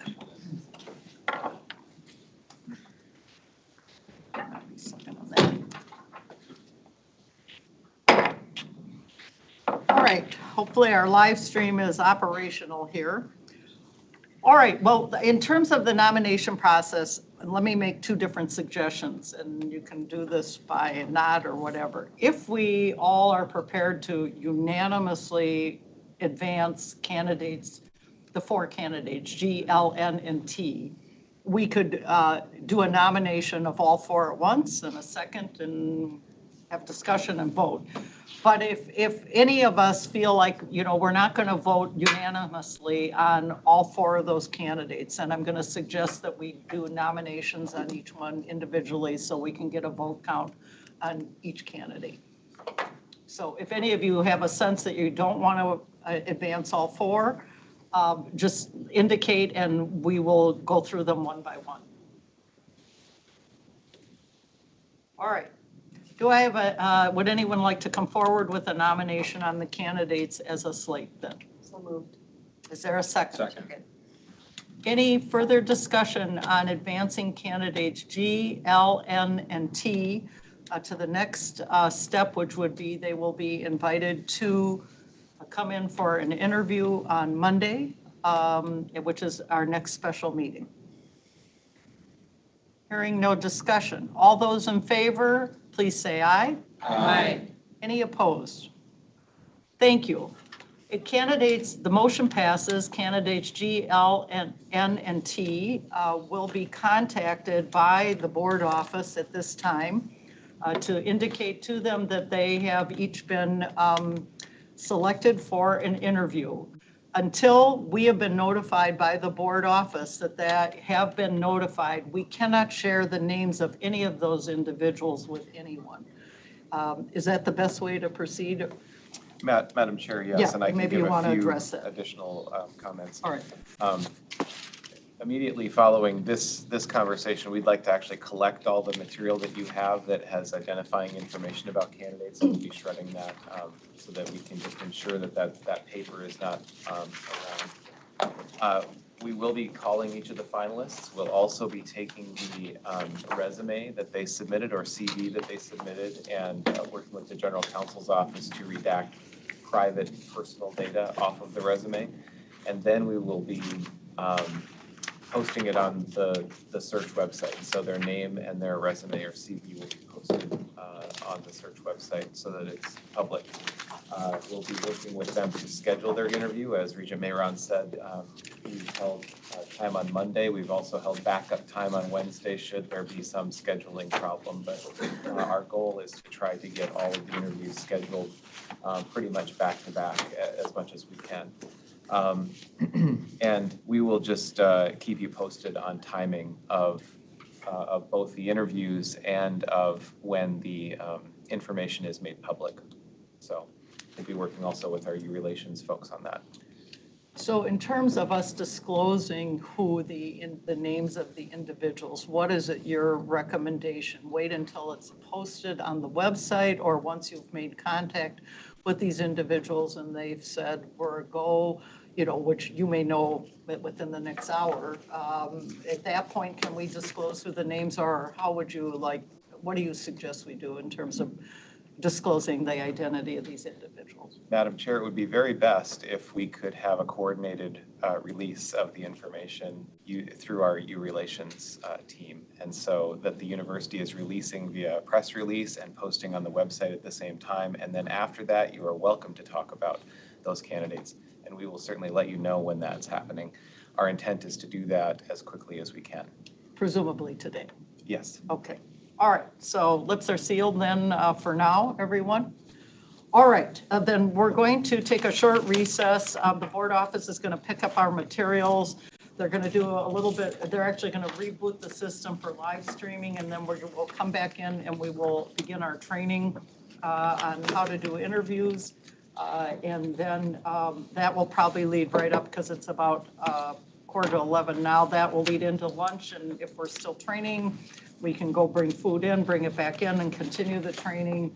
If we're done, we can have lunch after, but looks like we'll be able to finish up here by early afternoon.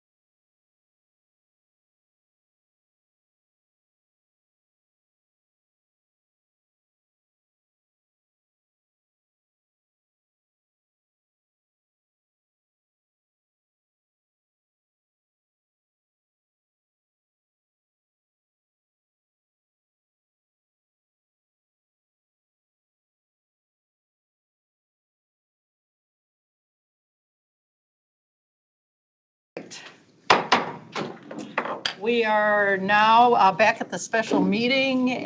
Brian is contacting the 4 candidates, and we'll be in here shortly. And at this point, I'm going to turn over our training to the 3 experts who are in front of us. Why don't you each introduce yourself and take it away? Thank you, Chair Myron, members of the board, and I'll try to make sure I'm looking around kind of in the middle here. Kind of like being right in the middle. So try not to, avoid. You can just stare at yourself with this I know. giant Then head there's and that back the there. camera right here. Isn't So that, it's kind of daunting. it is a little bit, but we're flexible, right? So I'm Brandon Sullivan. I'm the Senior Director for Talent Strategy in the Office of Human Resources. And I'm here today to share some important evidence-based best practices that can guide you through the process of interviewing candidates and selecting the next or the interim president. And I will introduce my colleagues in 1 second. So I'll be telling you a little bit about my 2 colleagues. The 3 of us put together the guidance that we're going to be sharing with you today, and we're available to you to help support you throughout this process. So here's what we're going to cover in this session here. Is we'll talk about how to create a process that's going to be fair and equitable and lead to a good outcome in terms of selecting the best candidate. We're going to talk about some guidance around preparing for and conducting the interviews, which is probably one of the most important pieces of the process, and there are some very important evidence-based practices that I want to make sure that you're all aware of through that. And then we'll also talk about some good practices for having that discussion after the interviews, for how you work through the different assessments that you have and the different perspectives and come to a consensus. How you approach that is, of course, also incredibly important in terms of having a fair, equitable, and good process. So a little bit about us, and like I said, we're available, for you all as resources. So myself, along with my colleagues, Andrea Yanego, who is the university's Director of Talent Acquisition, and Lovie Peisig, who is the university's Manager of Leadership Assessment and Development.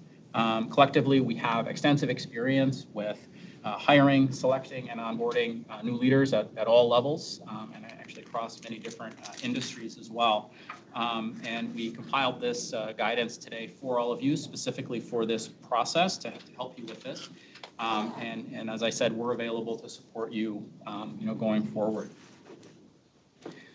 This probably is self-evident, but I just want to ground us all in our collective goal and what we're all trying to accomplish with all of this. And so our guidance that we're sharing is really specifically tailored towards supporting a process that's going to be accurate, that's going to be efficient, that's going to be bias-free, and allow you to select a candidate who's going to be successful on day 1 in the interim president role. So bias is something that, as many of you probably know, all of you probably know, has a tendency to make its way into hiring and selection decisions and process. As human beings, we're wired to quickly make up our minds about people. In fact, there's research showing that within 100 milliseconds of meeting someone, we decide how much we trust them, we decide how competent we think they are, and a number of other things.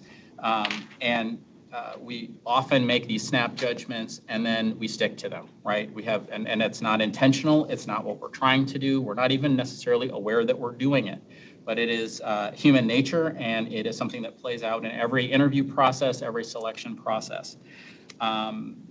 Part of it is that our minds are often wired to value speed over accuracy. We don't want to be totally inaccurate, but if it's good enough and we think we know, then we kind of move on. It's just kind of in our nature to do that.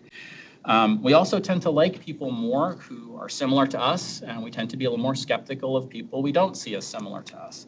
To give you an example, if we learn that someone went to the same high school we did, grew up in the same neighborhood we did, or like to go to the same vacation spots that we do, we're naturally going to like them a little bit more. We're going to have a little more positive impression of them, and we're more likely to give them the benefit of the doubt if, say, in an interview, they don't give such a great answer.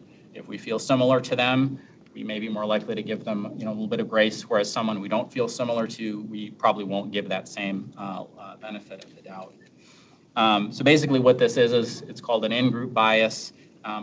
towards people we feel similar to. And this is also something we don't do intentionally or consciously, but it happens, and it definitely happens throughout an interview process. On top of this, so I'll give you some of the bad news, and then we'll talk about the good news, which is if you follow a really good process for interviewing, you can mitigate a lot of this. So on top of this, we tend to start looking for information that confirms what we already know. And we tend to discount and devalue information that contradicts what we already believe. So for example, let's say we immediately decide, we may not even be aware we're doing this, someone is trustworthy. We just think, yep, they just seem really trustworthy to me. I like them. And let's say we discover, yep, they love to go to the cabin in the summer, just like me, go to a similar part of the state, really feel like we have something in common.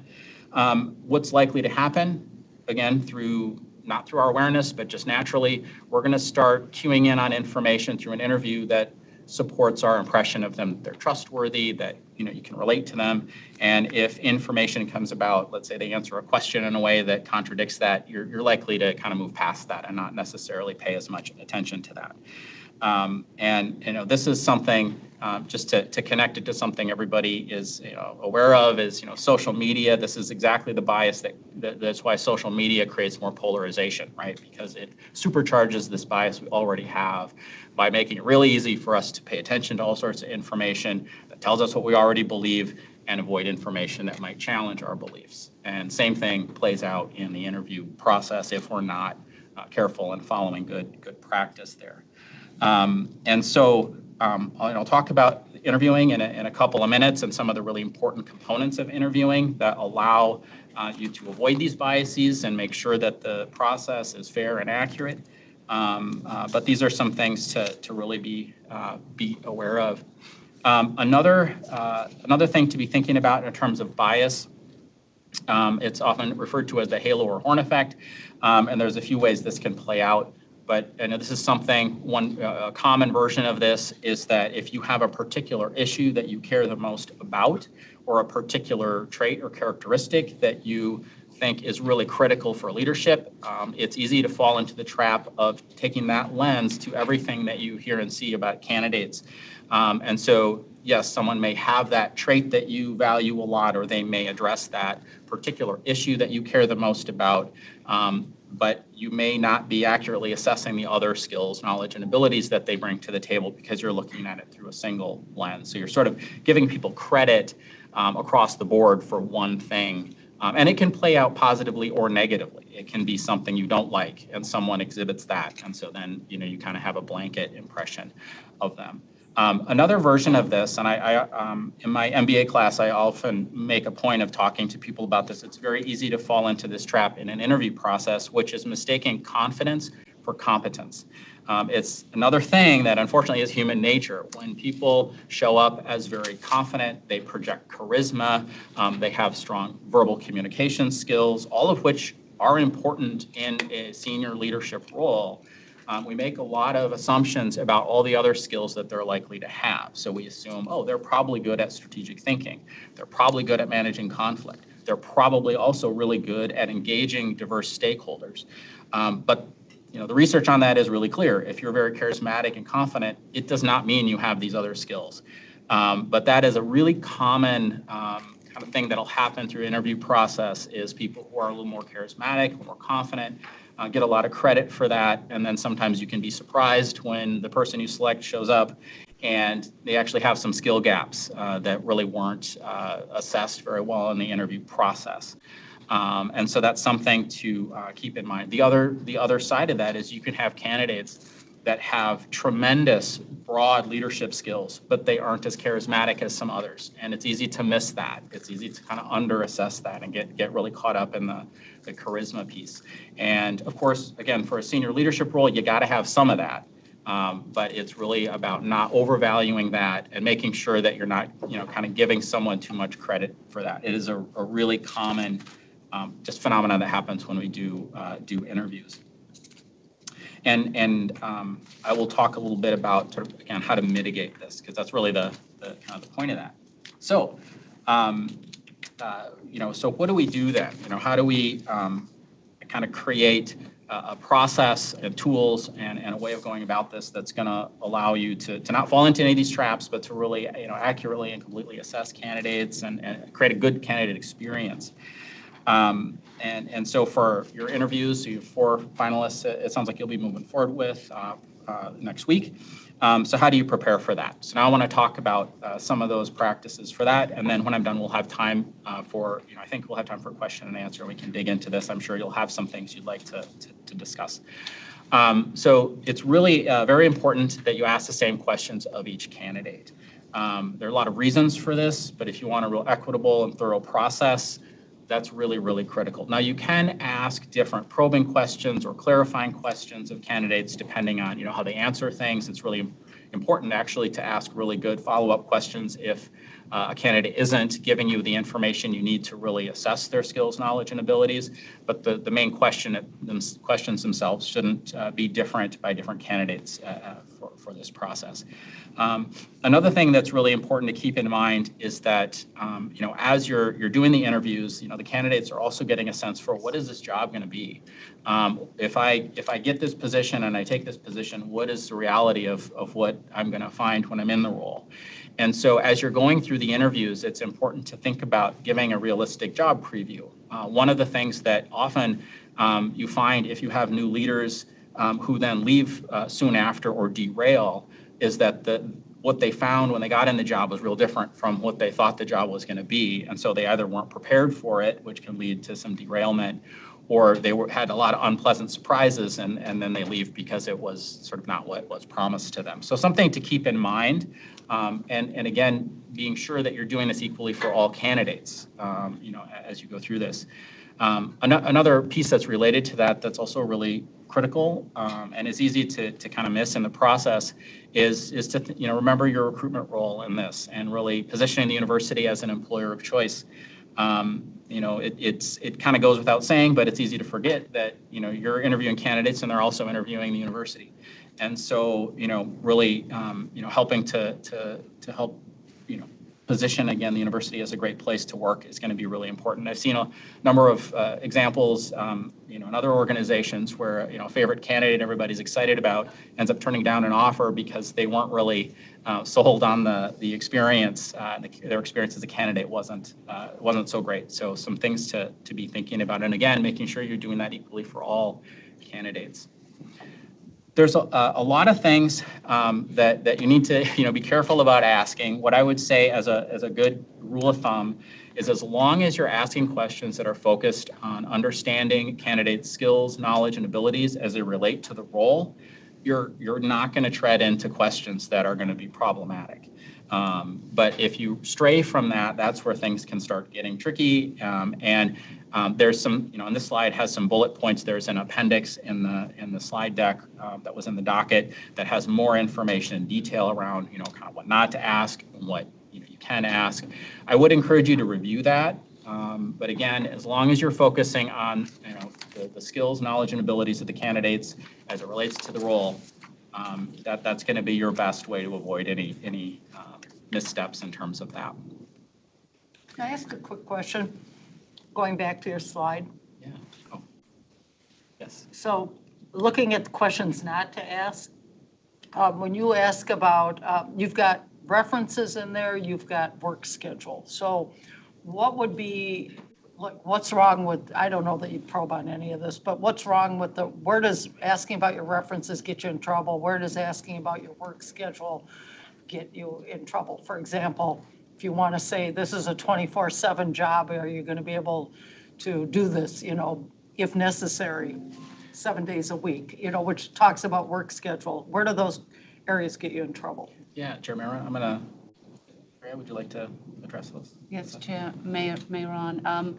So typically, like, schedules get you in trouble when this position is expected to be 24/7. So it shouldn't get you in trouble, but you shouldn't be asking, do you have children, for example, which would get you in trouble. Instead, you should say, this position requires you to be on call 24/7. Is that going to be, are you able to do that? So. Okay. And what about the references? What does that mean? Asking them about who are their references, or how does that one get you in trouble? the references, do you like go down the road of personal references and that sort of thing? So, you know, like I, for example, know somebody you know and like going down that road in terms of like relationships. But references in terms of professional references do not get you in trouble. So I encourage you to look at the appendices. Okay, thank you. So the interview structure is a really important part of this. And, you know, one of the things to keep in mind is that, you know, you all know, or you will know, you know, by Monday, what the process is going to be that you're going to follow. And it's easy to sort of assume the candidate has full understanding of all of that too. But what you want to avoid is any confusion or miscommunication where a candidate is not understanding the process and so therefore doesn't have the opportunity to share what they want to share. And so, you know, some examples of that would be if you have, let's say, 10 or 12 questions, you know, to say, we're going to be asking you, you know, 12 questions, we're going to each be taking turns, you're going to have, you know, 60 minutes or however long. You know, we've all probably been part of interviews where there was some misunderstanding or miscommunication, and then there's rushing at the end, or you don't get to certain things, or the candidate doesn't feel like they had the opportunity to express themselves, or you didn't get a chance to ask the questions that are important to you. So that's maybe kind of a minor point, but it's a really important point not to forget that, just to really be clear on the structure. Being in charge of time is also going to be something it's probably going to be pretty challenging, honestly, but it's going to be really important. So if you, for example, if you do, you know, 60 to 75-minute interviews, and let's say you've got, you know, 11 or 12 questions, and you want time for the candidate to be able to you know, ask questions, that's what, about 5-ish minutes per question. And so if you take 15 or 20 on a question, then that's going to, you know, cause some challenges. So I'd strongly encourage you to, you know, think about how you want to manage the time. You know, I know in interviews it can feel kind of forced to do that, but it's a really critical part of creating a consistent experience for everyone and making sure you get all of the questions, you know, that you have answered, and also give all of the candidates an opportunity. Could I ask a question? Yeah. So like for a 10-question interview in this kind of a setting, what kind of a time frame should we be allowing per candidate? Well, our recommendation is 60 to 75 minutes total. Okay, so, okay. Yeah. And I was assuming we Oh, yeah, it's right that there. it could What am I be, looking at? it Sorry. could be an hour and a half, given that we also are going to allot for time at the end for them to ask us questions, and we're going to have to talk about who's going to answer those questions. One other piece, and I don't know if you'll get to it, our intention is to provide to each of the candidates what the 10 questions are in advance. Not necessarily you'll see their follow-up probing questions, but the actual questions, so that the candidates have an opportunity to think about their answers in advance and give thoughtful responses, as opposed to having to do it off the cuff. So that will, I think, assist them and us in managing time. Okay. Yeah, that point isn't in the presentation, but that is a wonderful idea, and I think it'll you know, create a lot more of a smooth process, I think. Yeah. That's terrific. And then the last couple points probably go without saying, but just transparency in the process, making sure that no candidate is left wondering, okay, what's the next step? When am I going to hear back? When is, you know, the next thing going to happen? Again, that really gets at the candidate experience, which is really, really important and easy to lose sight of as you're going through the process. Some things that are really important around kind of conducting the interview and making sure that you're, you know, listening, and when you're talking, you're putting the right kinds of questions out there. So, you know, one of the things that you hear a lot of times from candidates through lots of different job interviews is that they weren't clear on what was being asked. And, you know, if you have standard interview questions, that can be very, very, very helpful. But of course, in the moment, sometimes we can find ourselves ad-libbing a little bit, or we rephrase a question because it isn't coming out naturally, or something like that. And it can end up maybe not being understood by the candidate. So if you're getting a sense that they're not understanding the question, or they're answering a question that isn't the one you asked, that's a good opportunity to really, you know, clarify. And so don't hold back, but that's a really good thing to do to help candidates understand what the question is. Because a lot of times from a candidate's perspective, they're trying and they may not want to say, you know, I'm kind of confused. or not be aware that they're answering the wrong question. So that's something to be thinking about. Same thing in terms of kind of being flexible when, when a candidate may be struggling with something, in the moment, people can, forget a name, or they might blank on something that they really wanted to share. And so, sometimes it's helpful to if you see someone struggling a little bit, say, okay, why don't we move on to the next question? We'll come back to that. Or even, one of the things that's helpful is even rephrasing the question to give someone a moment to kind of gather their thoughts. That kind of thing can be really helpful. And a good rule of thumb is that, candidates should be taking up about 80 to 85% of the airtime in the interviews. So, asking the questions obviously is really important for you to do. Asking clarifying and probing questions to make sure you're getting the information you need is really important. Otherwise, the candidate, really want to give them the airspace because you'll have plenty of time later to then debrief the candidates and have that conversation. So some things to be thinking about. Chair, okay, can I ask a question? Sure, go ahead. I'm curious on that probing, the advice on probing questions to make sure they're clear and we're clear. Do you have any guidance for us about sort of maybe asking for examples? I think especially in this room where the interviews will be very public. I mean, oftentimes candidates can speak maybe about their values or things, and we might want examples or those types of things, but anything that we should not do, I guess. Absolutely, and if it's okay, I'll flip to the next slide because I think it will cover your question, but if it doesn't, cover what please. you want to do. Yeah, no, please. We've covered everything. Yeah, so this slide is, if there's any slide that I really hope you'll take some things away from, it's probably this one, and I'll explain why. So there's been a lot of research done on selection, on interviews, on different ways of assessing candidates, and looking at what's predictive of success in the job, what creates or mitigates bias. And actually, there was very recently a very massive analysis of decades of research led by a University of Minnesota faculty member, found that, we've known this, but it kind of reasserts this and how important it is, that structured interviews are one of the best tools. They're one of the most powerful predictors of job performance. And I was actually recently at a national conference where a lot of large organizations you'd know the names of are focusing very much right now on how they can make sure that they have really good structured interview processes because they're trying to reduce bias, they're trying to create more equity and inclusion in their process, and they're trying to have more accurate selection process. So there's a lot of evidence behind this, and that's why we're putting this forward so strongly, because sometimes it can feel a little artificial, or it can feel a little like, okay, I'm kind of getting constrained here, and I want to be able to ask other kinds of things. But there's just so much behind this that I wanted to really emphasize this. So the points are, one is you really want to make sure that the interview questions are rooted in the requirements for the position. So what is it that's needed to be successful in the role? What are those skills, knowledge, and abilities that are needed? And the interview questions really need to be as aligned, totally aligned with those.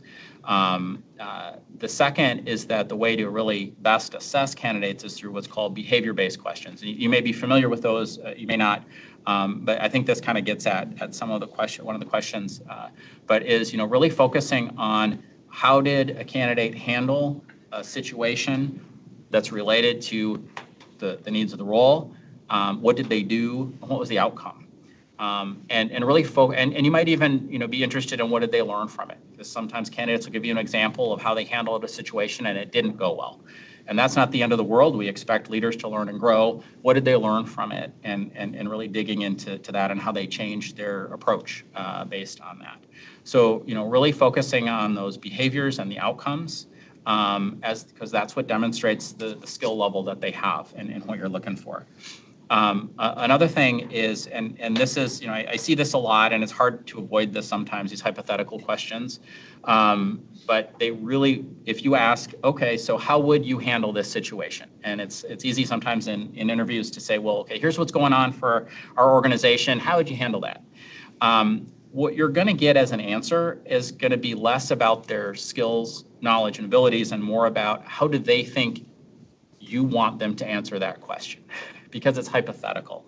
And so I would steer away from hypothetical questions. They feel like they're giving you good information, but whether someone would do what they say they're going to do with a hypothetical is really not certain. You're going to get a lot more good information about having them give an example they've actually dealt with in the past that's somewhat similar, and talk about how did they manage that, what went well, what didn't go well, what did they learn from that.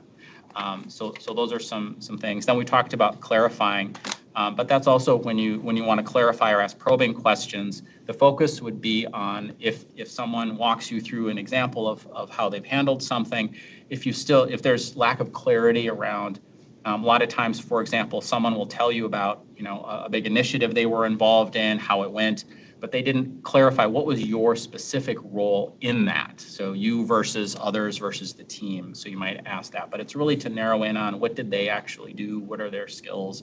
How did they contribute to what happened? And so this approach, taking this approach really is the most valid way of having a real fair and inclusive and effective process. So really want to kind of highlight that. And we can, I know there was some conversation earlier about, interviewing and interview questions. So we can talk about that in a minute here if you want. So writing good notes. What I would emphasize here, what's really helpful about notes is when you then, after the interviews, you come together and talk about the candidates. It's easy to, even if it was the same day, you interviewed multiple candidates. Okay, I remember my impression of this candidate, but I don't remember why I thought that, or you confuse, examples across candidates. It's super easy, obviously, to do that. So if you take your notes thinking about, okay, what is when we're having the debrief conversation, and I need to explain why I came to a conclusion, what did I base that on? What did I, hear, see, or learn about a candidate that led me to that conclusion? And really focus your notes on that, because then that'll be incredibly helpful for you later in the debrief discussion. And I think it'll also help the debrief discussion be more productive, because then you're going to be less in the kind of the discussion around, well, I liked this or I didn't like that, and well, why? What did you hear? What did you see in that? And so again, that's, kind of focusing on those examples and avoiding, kind of general ideas of fit or personality, that kind of thing. I mean, you're going to pick up on that stuff, right, in the interviews, but that's where bias can creep in if that's what you focus on. So really make sure you're recording kind of those notes with an eye toward having that discussion later. And then after the interview, a best practice is to have like an interview summary document or page. And the things we would really recommend on there first is that you provide an overall recommendation for each candidate. And a really useful way to do that is the categories you see here. So strongly recommend would be, this is a candidate who they have everything that we're looking for, really stand out, absolutely no concerns, they would be terrific. A recommend would be similar, only maybe not quite as, boy, they're super terrific, but they're good, they're solid, I have no concerns. A recommend with reservations, that would be where you would be comfortable with them selecting them, but you do think there may be one or two things that they might struggle with a little bit. It wouldn't be a deal breaker, but it might be something that they'd need some support with. And that's where, if in your notes, if you're noting what is the source of those reservations for you, what is it you saw, heard, or learned about a candidate that made you think, okay, this might get in the way of them doing this aspect of the role, right? So and specifying which aspect of the role you think they might kind of struggle with. That, again, will be really helpful in the debrief conversation to be able to kind of articulate that. And then do not recommend, and that's probably obvious, but that would be, a no, and really making sure in your notes you're clear on what it is about the candidate that made you say no, and then how does that connect with the role? Because you're essentially saying, here's the role, here's what we know about the person, and it's just there's not it's not going to work. So in terms of kind of after the interview, this is a really helpful way of kind of organizing your thoughts and, again, setting up that discussion. Brandon, before you go on to that next slide, would you recommend then, after we do each interview of a candidate, the collective interview, that we set aside some 15 minutes or whatever for each of us to fill out our own interview summary right then? As we schedule, we have 4 candidates. I'm confident we don't want to do back-to-back. We'll need a break between each candidate, but part of it should involve us using this time to jot down whatever we want to put on that interview summary. I would strongly support that. If you can build that in, that would be really helpful because then you're going to have a little bit of time after, the information is fresh in your mind to gather your thoughts and think about each candidate, get the information down. That would be really great. Yeah, I think that'd be really helpful. Okay. Yeah, totally. So we're almost through the end here, and then we can talk about some other questions. So conducting the post-interview discussion is really critical. It sounds like that's something you're going to do, and I think that's going to be really an important part of kind of level setting and calibrating your different assessments of the different candidates. And it's also a really critical part, just to point out, of reducing bias in the process, because you're going to have to talk about your evaluations of each candidate, what they're based on, and that kind of thing. So it reduces the impact of bias. On this slide, so maybe you'll end up with clear consensus at the very beginning, and it'll be an easy decision. Oftentimes that's not the case, and so the questions that you see towards the bottom of the slide, these are designed to help guide that conversation. If there isn't a consensus, and to kind of focus on where you may find it more productive to share information and share your perspectives and focus. So, starting with, what are your recommendations? So those categories, right? Is it a candidate who you have some reservations about? You could support them, but you want to talk through those reservations. Is it a candidate where, you think they really stood out and strongly recommend? But, starting with that. You always want to talk about the strengths that you see, even if the focus is more maybe on some reservations that you have. But what are some of those strengths that you see in the candidate that may lead to some conversation that would cause you to, think more deeply about those reservations that you may have, if you do. And then where you do have those concerns or reservations, really digging into what's the source of that for you. What is the basis of, what did you see? What did you hear? What did you learn? Some other things that can be helpful around that, because oftentimes the discussion can be about, okay, we're narrowing in on some candidates, but there are some reservations, and we need to understand the level of those reservations, and does it rise to the level of we don't want to move forward or not? But it's thinking about, is there more information that would be helpful in clarifying your concerns. And so what that might mean is you saw certain things, in the interview, and if you have, you have your notes, you're looking at it, but another interviewer might have picked up on something else that's related. And so that might help give you a broader picture that might cause you to either have greater concerns or fewer concerns, depending. And the other thing to be thinking about, and I know the next step is beyond the scope of our conversation today, but a lot of times, there's no perfect candidate almost ever. I mean, maybe we can always hope, but usually there's whoever the finalist is or whoever the candidate is that's selected. There are some things that they're not perfect at that are needed in the role, and so thinking about how to support whoever is selected, and that can be helpful in thinking through actually the decision around, okay, if you have, and this is a pure hypothetical, but if you, let's say, have two candidates who are very different in their strengths and their development needs, which set of development needs are you more prepared to support than others? And that can be a helpful thing to think about, or what kind of support would be needed, and what would that look like? So that can be a helpful lens to look at as you think about this. Madam Chair. Yes. Before we move on from this question, we have to ask these questions and have these conversations in an open meeting. And it, I think, is important that we think about how we express any reservations we have. What suggestions do you have on having those conversations about reservations or concerns, knowing that these individuals have careers and jobs, and we need to be very cognizant of the fact that the conversations we have are in an open meeting and available to the public. Yeah, absolutely. And I know it's a unique kind of situation. I would always go back to focusing on the conversation on the requirements of the role and what you're saying is really needed in that role in terms of the skills, knowledge, and abilities. And then focusing on what is it that you really saw heard or learned about the candidate specifically that connects with that.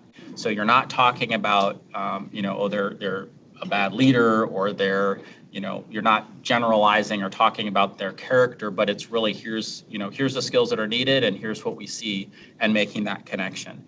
And it's easy in a conversation to start kind of going down different paths where you kind of you're not as connected with particularly what is it that's required in the role. But as long as you're connecting it back to that, it should be just fine. And even in settings where there isn't necessarily the transparency, there's still, you need to legally defend selection decisions. And so the key to that is always tying what you're assessing to the job relevant skills. And if you can do that clearly, then you're, doing the right thing and on solid ground with that. I was just going to add on that. When I was in private practice and doing a lot of counseling in the employment area about individuals that perhaps an employer was thinking of letting go, often we would talk about really that it wasn't they were a bad person or a bad performer, it was a bad fit for the job. And so if we keep that on our questions, or as we talk about reservations, is does this person have the attributes and skills to fit the job description, I think we'll be on safe ground. And remind ourselves we're not commenting generally about their leadership skills or philanthropic skills, et cetera. It's how do those skill set match the job? Is this going to be in the perfect fit, or is this just going to be a bad fit situation? Question that came up, I'm sure you were listening as we talked about getting down to our 4 candidates. We have specific questions that came out of that discussion that we might want to put to one or more or all 4 of the candidates that are really focusing on their particular knowledge, attributes, characteristics, which the proposed interview guide, which has the common questions, doesn't address. So how do we address those specific questions? And how do we get that information to who's ever going to ask the question so that they can get that out on the table? Yeah, so for what you're going to want to make sure that the same questions are asked for all candidates. Yes. And so, I think that's where if you add a question for one candidate, it really needs to be a question asked of all candidates. And if you're finding yourself wanting to ask a real sort of very specific, kind of narrowly focused question about a topic, for these kinds of interviews, it's going to be probably more helpful to think about what is it we're actually trying to assess here in terms of skills, knowledge, and abilities, because oftentimes they can fit into a broader question. And I know without talking specifics, it's hard to dig in too much there. But Andrea, did you have some? I think you had some. Yeah. Let me give an example. Well. I mean, I'm thinking of our 4 candidates, and at least one may not have the same level of substantive experience in academia as the others. And yet we've advanced this person, we're very interested in them, they bring up a number of other qualities, but we want to get an understanding of how they're going to address that lack of experience or to overcome it, or what they will do to address that lack of knowledge that perhaps others have. Now, I wouldn't feel compelled to ask others already well immersed in academia about it, because I can already see that they are immersed in it. So I'm not seeing why I would ask that question of those where it's clear to me. So if it's a candidate who, they don't have the experience in an academic institution, working with academics, and of course the role would require that. What I would be inclined to do is think about what are the competencies that are required to do that. And people may have experience entering types of organizations they haven't worked in before. It may not be academia, but maybe they move from one industry to another. Maybe they move from one region of the world to another to work, or maybe they move from one industry to another. It would really be skills around understanding differences in what you're used to and the organization that you're entering now, and being able to adapt and adjust and learn quickly. And so for that, I would say that's not unique to moving from, and I don't know if the person is like from the private sector moving to academia or something like that, but it wouldn't be unique to that. It would be a skill you would want all your candidates to bring. You can just those who have worked in academia, you know that's not going to be a new thing for them, but they still need to be able to learn and adapt and so on. So I would be inclined for that one to say, okay, what is an interview question that we could ask of all candidates to get at their ability to, to adapt to new situations, to new culture, to new, stakeholders who are going to have a lot of voice, but maybe are going to think about things differently than what they're used to. That kind of thing. So could we, for example, to the extent we know which candidates we want to get information, work with you to, we've got today's, Thursday, we've got till Monday to help us devise the questions that we'll get at what we're trying to do with candidate N or whatever, but that we are not getting how we're going to ask it with the other candidates who have it. So in other words, we're not doing this on the fly, but getting the benefit of your expertise about how to word that question to make sure we're capturing it for everybody. Yeah, absolutely. That's something that we can definitely help with. And it's a very common challenge as you're trying to finalize interview questions, is making sure we're capturing, everything, but doing it in a consistent way. Yeah, and I like to add that you could review the questions we have right now and maybe tie it into a probing question, because as you look at them and as you want to learn more about the candidates, and specifics around one candidate versus the other, there's always really great opportunity to tie it in and make it a probing question.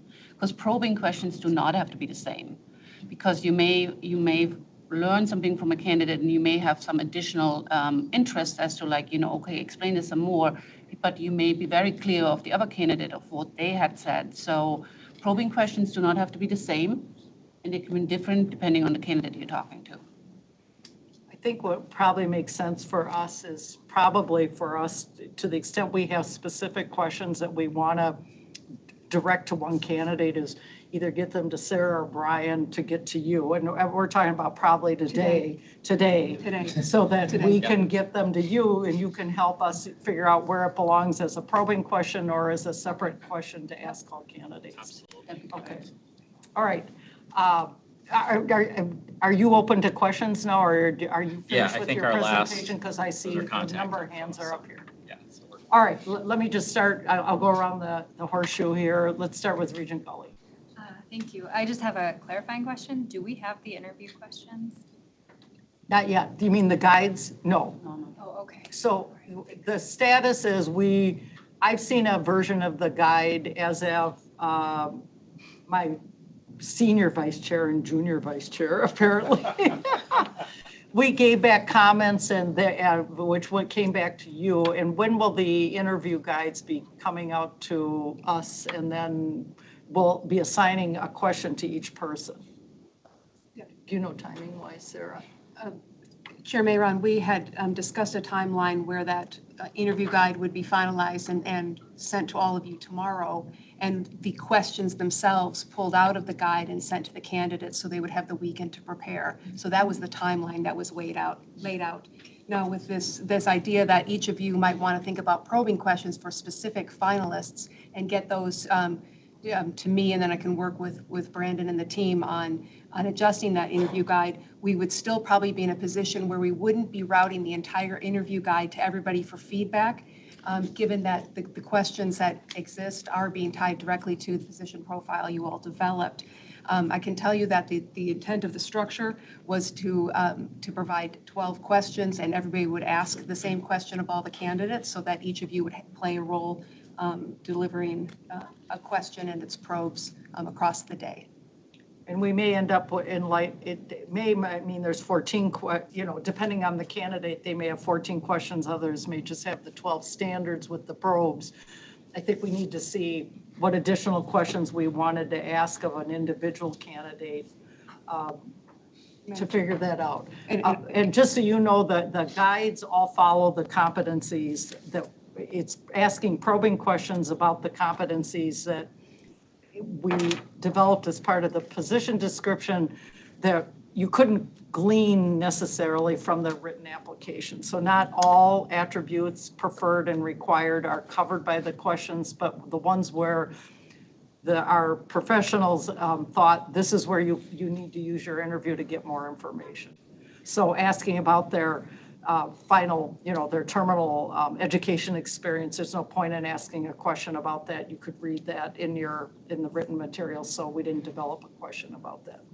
Yes, Regent Farnsworth. Just on this point, thanks, Chair Mayor. So I guess it would, if we need to kind of do this probing question exercise today, it really would be helpful to have some of a better idea of what those questions are, just out of respect for trying to be as helpful to the board office in this process as possible. I don't know if I'd be able to do that exercise today without having a better understanding, just even a glance or something about what those questions are. I get it's awkward. I just heard what Ms. Dirksen pointed out about the process, but if the probing questions are tied, or would be helpful to be tied into those questions, which we just heard that as our advice, I think it's going to be hard to do that without seeing those questions that are already. Yeah, I think Sarah can address Unless this. I'm misunderstanding something. Regent Farnsworth and members of the board, another way to look at it, and I'm not personally trying to withhold anything. We're not talking about a finished document that's sitting there and being embargoed. It is, it's before you with a variety of suggestions and red lines, so it's sort of in process. So in other words, it's not ready right now. Another idea might be, and as I listen to all of your conversations, to the extent that each of you might have probing questions you want to ask of an individual candidate or others, to provide that to me, and that might be a more efficient process where then you can, the folks from OHR can use their expertise to tuck them under the questions in an equitable and legal way. I mean, I feel like that's an excellent process that would reflect all of what you want, but put it through the lens of people who know how to do this quickly and best. And let me just, maybe we could put one of these up on the screen. For the general questions, there's the general question, and then there are the probes. And the probes are identical, as I remember it, for each of the general questions. So the ones that are part of the standardized guide. What the guide doesn't address right now are the individualized probing questions that get to particular attributes, characteristics that maybe a person has or doesn't have, or we want more information about. So if it would help you to see, for example, one example of a question with the probes, maybe we could do that and put it up on the screen so people could see it right now. So you get a better, I feel like I'm talking tongues to you, but it'll be pretty obvious when you see it all. Yeah, no, I get that this is in process and whatnot. I'm just trying to be, and I can sit here, do this before I leave and come up with suggestions. I just don't want to do that if maybe what's already covered, it might already be covered. And I don't know what I don't know. So I get that it's in process and I totally respect all of that, but that's what I'm trying to get at. So. Do you want to respond? And I know, do you have any comments that you want to share? Because you're working on the guides. Yeah, no, and I think that the questions themselves probably will get at a lot of what you're, without putting it all together, mapping it out right now here. But I think they will give you the opportunity to get the information that you're looking for. So I think if there's a way to capture, kind of what your thoughts are now around that, then, and as Sarah was saying, we can take a look at what we've got and do some cross mapping and get you what you want. I mean, our goal is to get you an interview guide that's going to allow you to assess the information you need. And that's really kind of what our goal here is. I think the process is with the timeline is a little tricky. Yes, Regent Verheugen. Thanks, Chair Mayor.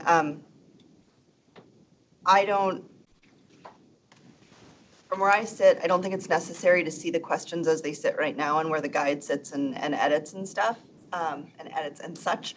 I think it's important that if any of us, knowing who the candidates are and the materials that we've seen, if we have any questions, if we get them to you by 5 p.m. today, then you can work with our team here to identify whether those questions can already be answered in the questions that the team has worked out, or if additional fine tuning to some of those need to be made in order to get to the crux of those particular issues, keeping in mind, we do want to follow as identical of a process in questioning as possible with all of our candidates and there are a lot of ways to get to those answers without asking very specific questions.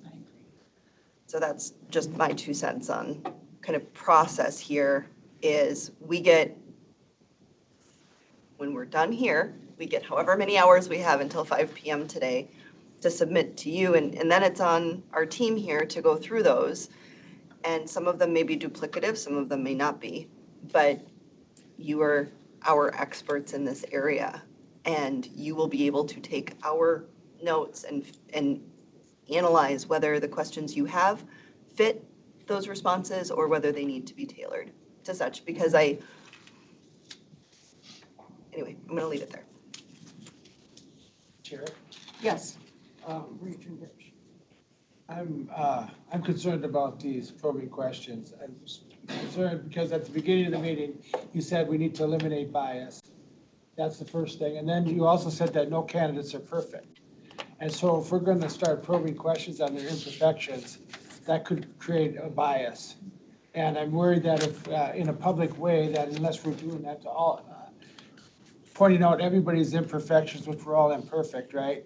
It could create bias. So I would rather have the standard questions and not do the probing individual questions unless we can vote on the questions as a group and decide that's what we want to do. So that's just that's my bias. So.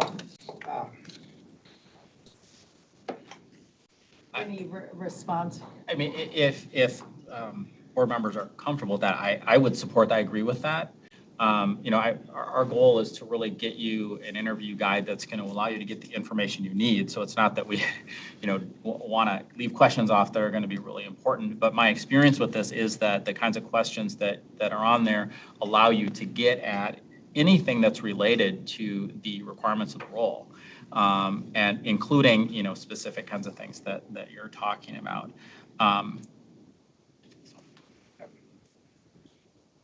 I'd like to hear what other people think about that. I concur with, sorry, Madam Chair. You concur, sort of? Yeah, I've been on a whole bunch of hiring committees, and that's essentially, I mean, you have to make sure that, you know, questions are identical, and anyway, and that's just every hiring committee I've been on, it's the way it is. Regent Davenport. Chair Maron. I would propose that, submit that we have seasoned professionals that are working on our behalf in front of us, and they have teams, and there's been a lot of reviews already, and that I have confidence in, you've been listening all along, I suspect, to the many hours we've already had, and so you're hearing these kind of concerns and working them into the structure. So I think if people have specifics and they want to submit them by 5, that's good. But I'm feeling very confident in the process we have and the folks that are doing it. Any further comments on this idea of specific questions directed to try to get at information regarding specific candidates? Madam Chair? Yes. Thank you. Yeah, I mean, I would agree with Regent Davenport to use this team as much as we can, especially in a compressed process, you know, where we're trying to be, we're trying to be expedient, and not expedient, but quick. It definitely makes sense to use the expertise we have. I think we can provide the feedback and have it incorporated. And to the probing questions, I do think this makes sense in that if and it's good that we're predefining these, right? So it's not in the moment, right, where emotions or something someone said, or, you know, we're predefining these, we're having them pre-screened, but by our discussion and by looking at the profiles, we may feel that we just need to know a little bit more about candidate X, and they're going to help us have that available to everyone. You know, if we're concerned a candidate doesn't like bicycle lanes, we'll ask every candidate about bicycle lanes, you know, but like we still got our answer about the one we were concerned with. So I think that makes sense. And that bias, Regent Hipsch, that you're talking about is what I think they'll help us eliminate. But our concern about a specific question still should be represented in the questions. Regent Turner? Thank you. I have a question about this. So you're going to have 12 questions, and I had assumed that that they hit on all the different areas that they would need to deal with. Example, community, the legislature, the workers, the academic, correct? It's all So based. that by the time we get done with those 12, we've had a well-rounded how they would deal with all those different aspects? Correct. Okay. Correct. Yes. Yes, Regent Farnsworth. Yeah, no, thanks, Chair Mayor. No, I'm fine with the way that we're proceeding, and maybe, I wasn't suggesting that we go into the interview guide and look at edits and all of that, and I'm understanding the definition of probing questions to be from the presentation today, which is that probing questions can, let's see, well, there were some other examples in here, like, could you explain what you mean by, or what was your role? So I get that. I'm not suggesting that we asked specific questions ahead of time. Regent Kenyanya laid it out well around, that's how you suss out, if you have a concern about, or a question, or want some more information about a particular candidate, you ask that question in mind, but it's asked to everybody. And so I'm fine with that. I was just trying to understand the process of what we're doing. I think it was a little muddled earlier in this conversation when I last spoke. And so it's more clear now. And I'm certainly looking forward to, I appreciate this presentation and the work that's already been done, and look forward to how that's finalized. Regent Tarabi. Chair Mayron and other regents who've already spoken about this, so this might just be an echo chamber. But I think it is important for folks to just send in questions that they might have just for consideration, and to rely on our experts here to help make sense of whether something should be added or not. I do feel like we want to make sure that things are standard, but it is important to also note, now that we know who the 4 candidates are that we are moving forward there, that there might be things that people feel strongly about needing to have more information on. And while I agree that, our attempt here is not to probe into any sort of bias, I do think nuances matter. And so, from that perspective, I would just go back to Sarah's suggestion of how we might do this by the end of the day, and really rely on our team to get us that set of standard questions across the board. Is everybody, before I call on Regent Gully, is everybody okay with that? I mean, if you have specific questions that you want to make sure are addressed with a particular candidate, get them to Sarah, and then we will have our experts figure out what to do with them, and whether we're getting ourselves in trouble or not, or how to build them into questions. Okay? All right, good. All right, Regent Gully. Thank you. And I've been like sitting here wondering whether to say this, but I just want to sort of point out that, well, I know it was a good process and I watched the meetings. There are 3 of us who were not part of the process of putting together the criteria and everything, and we do bring different perspectives. So I'm a little more uneasy, even though I know you all are absolute professionals and are excellent at your work, just about going in sort of blindly without really having a sense of what the questions are, because we just weren't part of the process. And so, yeah, I'm not sure exactly what I'm asking, but if there's any way that we can, I mean, even just for my, I understand that they're not done, but even like have a quick look at the questions that are available, so I have a sense of it, I would sincerely appreciate it. It would make me feel a lot like I have a better sense of what I need to add to the conversation. Well, as we talked about shortly, we'll get the interview guides out. Well, you're talking about tomorrow, that they would go out. That was the original timeline. That was the yes. original That timeline. you had. Right, and, I am fine with, even for the 3 regions, I mean, if anybody wants to see what's in the works right now, and you have something you want to add to the mix because you're concerned that if you see it on Friday, it's going to be too late in the process, I'm fine with providing that to Regent Gully or anybody else who has seen it. And if you don't need it, you can, I mean, 3 of us saw it already yesterday. I know they're working, they've taken our comments. If there's our new regents or anybody, by all means, I mean, we want a guide that is going to get to the right questions that get to the candidates. So we can provide a work in progress as well. Yes. Thank you. And Regent Gully, I hear you being three of you are new and weren't part of this board's work to develop that position profile.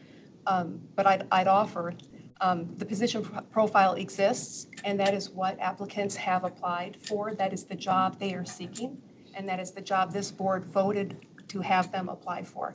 And so I hear you that you may have different perspectives, but the position profile will drive these interview questions and won't be changed at this time.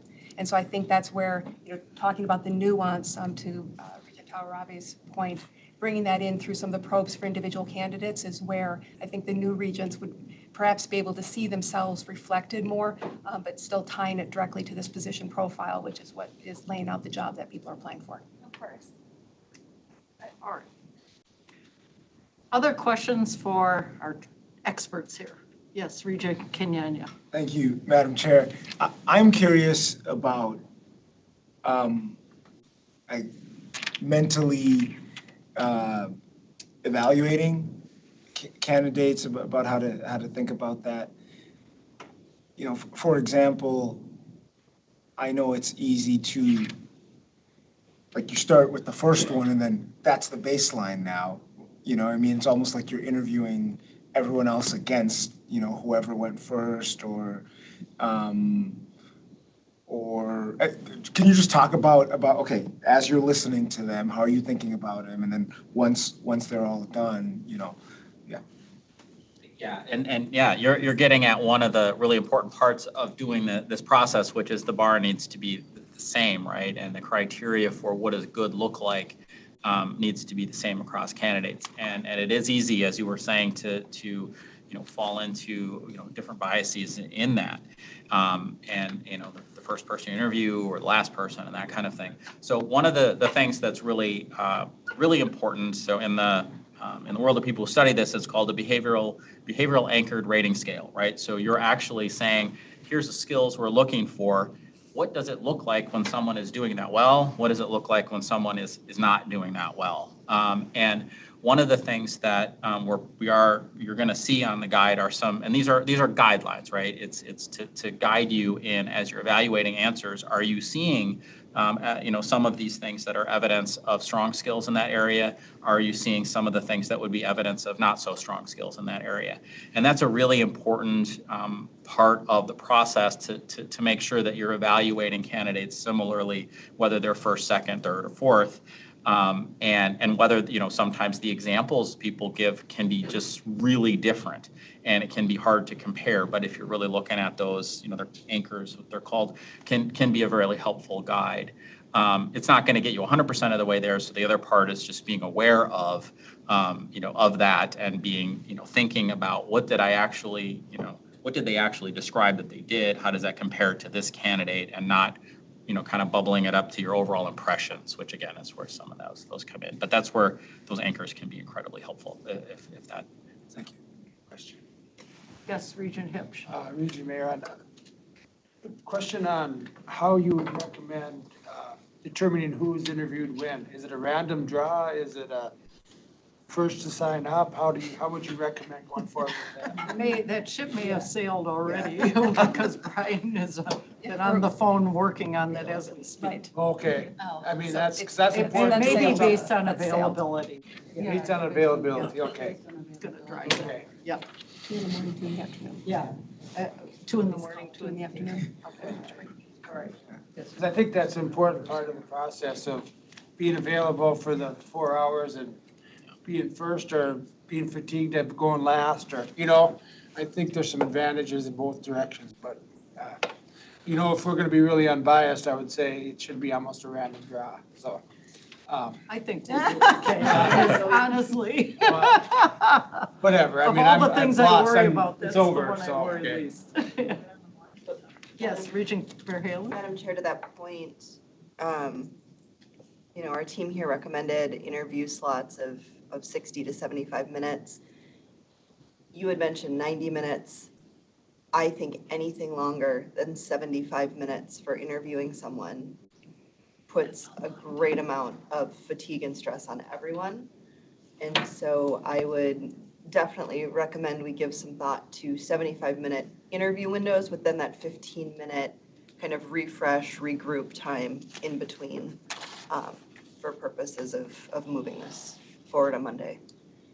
Just so you know where I came from, when I said an hour and a half, I was looking at the number of questions that we had. I knew there may be some add-ons. We need to leave time for the candidates to ask us questions, and we don't know how long we will talk in response. I also had the advantage of talking with a couple of my friends who are worked in this area to get a sense from them, and when you're doing, and the advice I got, given we have 12 interviewers and not one, is that you need, actually the answer was you need at least an hour and a half. So I was actually surprised when I saw our interview guide suggest an hour to an hour and a quarter, given the number of people who are doing the interviews and the breadth of what we're doing. We're trying to manage their expectations as well. So if we take less time, so be it, but we don't want to have fatigue, but we want to get at the information we want to get at. So, I mean, I see kind of some nods of the head here. I'm not sure there's any magic on how much time we allot, but what was shared with me is it shouldn't be shorter than an hour and a half, which is where I came up with the hour and a half. So if you all experts want to weigh in and give us good advice or bad advice on it, but good advice. Yeah, Jay Mayron, what I would say is like we had on the slide, it's like even though there are 12 interviews, you only have one person you're interviewing. Yeah. So that person should be talking the most and we should be listening. So you take turns asking the question, but you will be listening to the person. So on 1 hour of like talking about the different questions, I think it's enough time. But I hear also, like the concern, normally the typical, if you manage the time very wisely and you go into the interview and you say, we have 1 hour, so keep your questions concise or your answers concise. But also then we will allot like 15 minutes for questions and we keep our own answers short as well and concise. And you can do it in an hour and 15 minutes, but an hour and 30 minutes, there's not that much difference. Okay. Yes, Regent Farnsworth. Thanks, Chairman. Are we making a decision here on this, or I got the impression that this was already kind of happening already, the scheduling? Is that not? Can I get some clarification on that? Yes, Sarah. Madam Chair, Richard Farnsworth. Right now, of course, Brian Steves is calling all of the finalists to make them aware, and there'll be some public communications around that. And as part of that, it'll be assessing people's availability on Monday. Then you add into it just that with the OBR's assumption has been that you want to complete your work on Monday, that you wouldn't be looking to have interviews scheduled across 2 days or perhaps interviews on one day and deliberations on a second day. And so it's a combination. It's partially water under the bridge, right?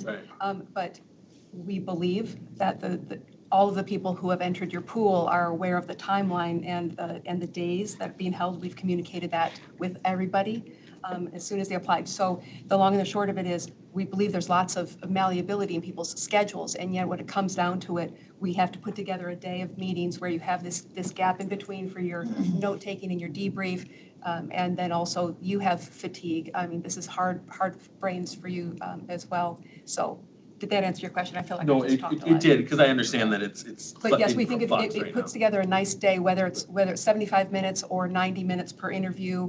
It will work. It'll just be a slightly longer day. Oh, that was very helpful. So then I guess I'll speak to the question. I would tend to go toward closer to the 90 minutes. I mean, we receive, just if you look at our average board meetings, we receive very long presentations on things. I think this exercise is incredibly important. And so I would lean more towards what Chair Mayron has been suggesting. I don't think we need to take a vote on it. We're in the realm of somewhere it's going to be between an hour and an hour and a half, and we'll get a better sense, as we proceed. But I do think, to be frank, given that we're going to give the candidates the questions in advance, and we're giving them a sense of the timeline, I think that we'll be able to stay within our schedule and get the kind of substantive answers that we want to be able to make a decision. All right, any other questions from our experts on how to do this?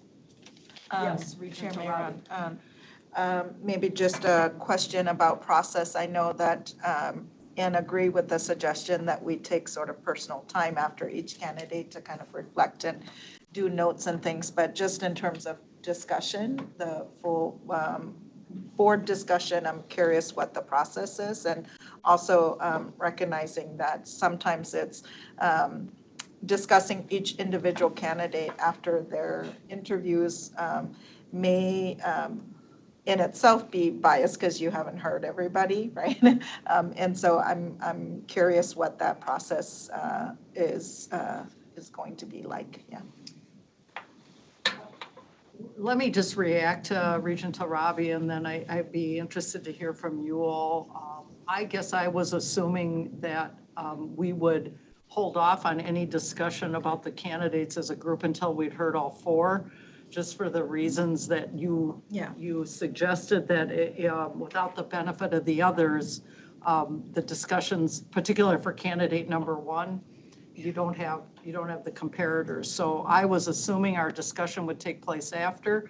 To me, the larger question is, assuming we're talking about 2 interviews in the morning and 2 in the afternoon, do we want to make a decision, have our discussion and make a decision on Monday, or do we want to wait until Wednesday, which is the next date, and then make the decision on that day on who we selected?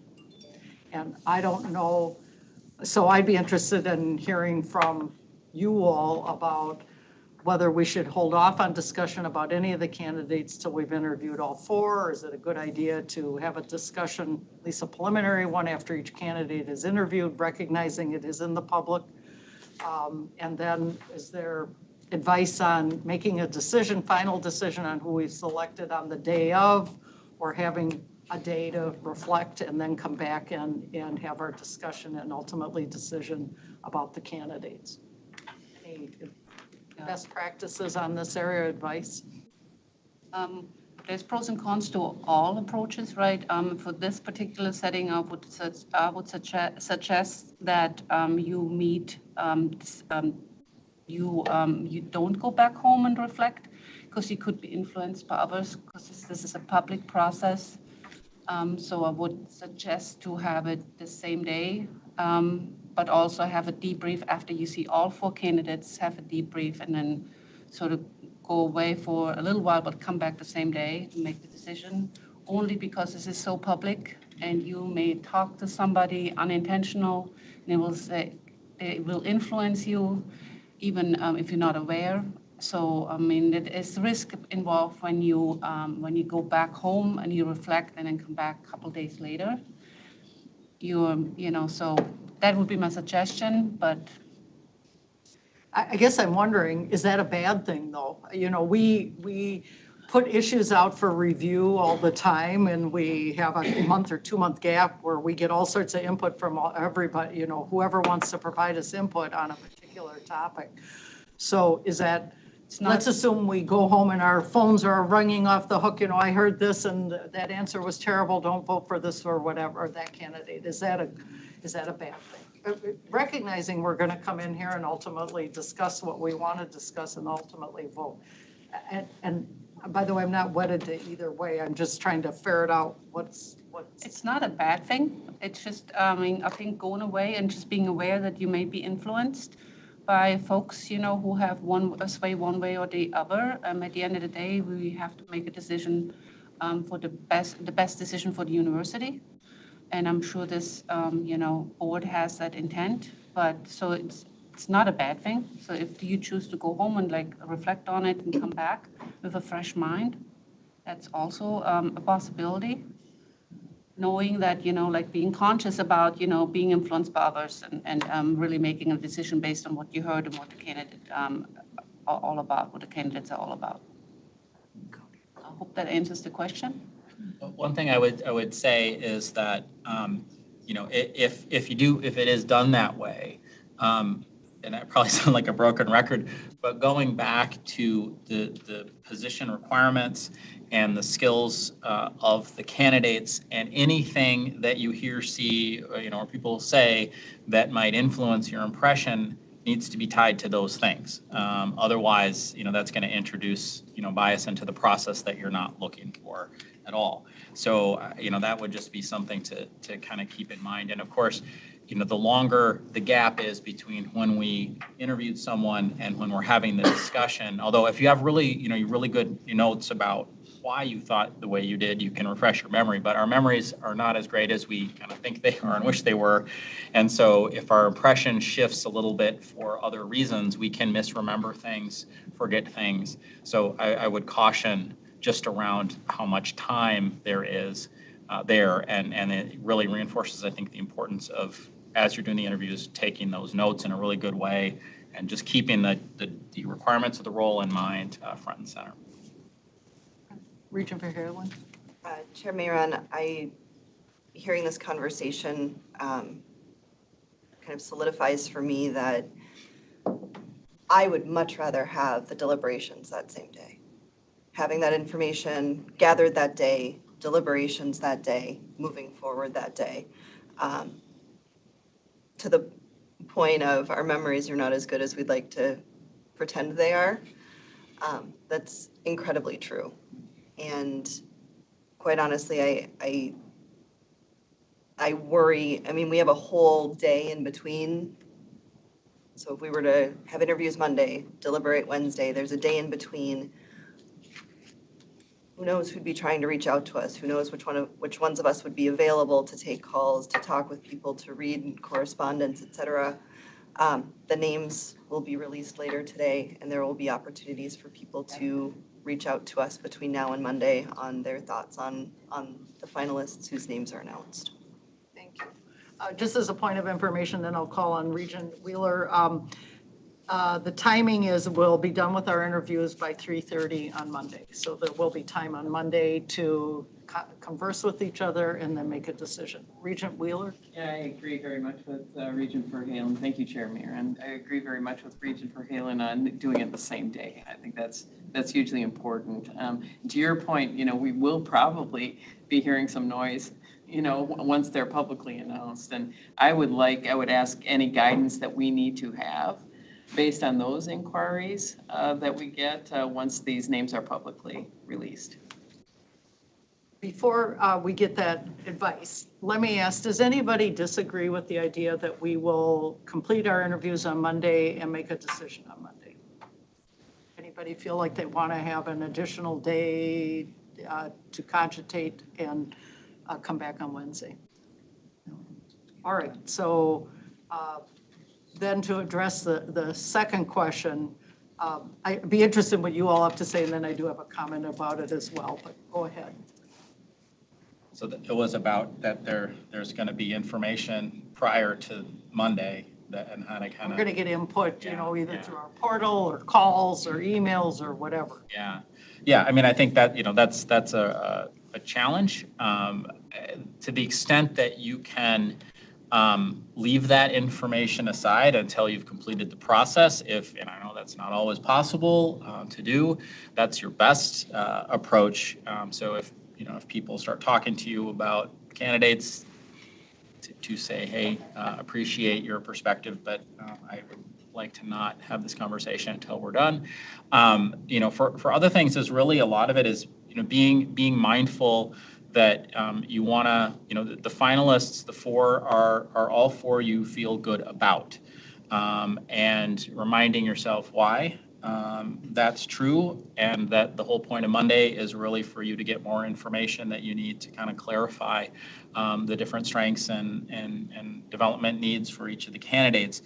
And really, as much as possible, focusing in on that and saying other things that, other information I get, noise, whatever, maybe I can't avoid seeing it, but I'm going to try to really set it aside, and I'll come back to that later. Like I know that's, not always, we're human beings. We can't compartmentalize everything quite in that way. But that speaks to also, I think, this good, the speed of getting it done. So let me ask you about that. I don't think we have the opportunity to get it later. So people are gonna provide input. And it's not like they can get a hold of us before, or after all the interviews are done and before we make, at 4 o'clock, we go in to make a decision. So my sense of things is people can share their views about any of the 4 candidates or the attributes. I will read them, I will listen to them. What I won't do is react to them, either in writing or publicly. And I think and this is the caution that I have to say to all of us, is that people will stop you on the street. Your friends and family will have opinions. The press may stop. They may want to know what's most important to you and you're looking for a candidate. What are you going to ask the candidates when you see them? What about this issue? And I personally believe that we all need to refrain from giving any answers to that for fear it will end up in the newspaper. And until we make a group decision, we really can't be out individually opining about any direction that we think we're going to go or the group may go. So people want to provide me with information, it'll go into the hopper.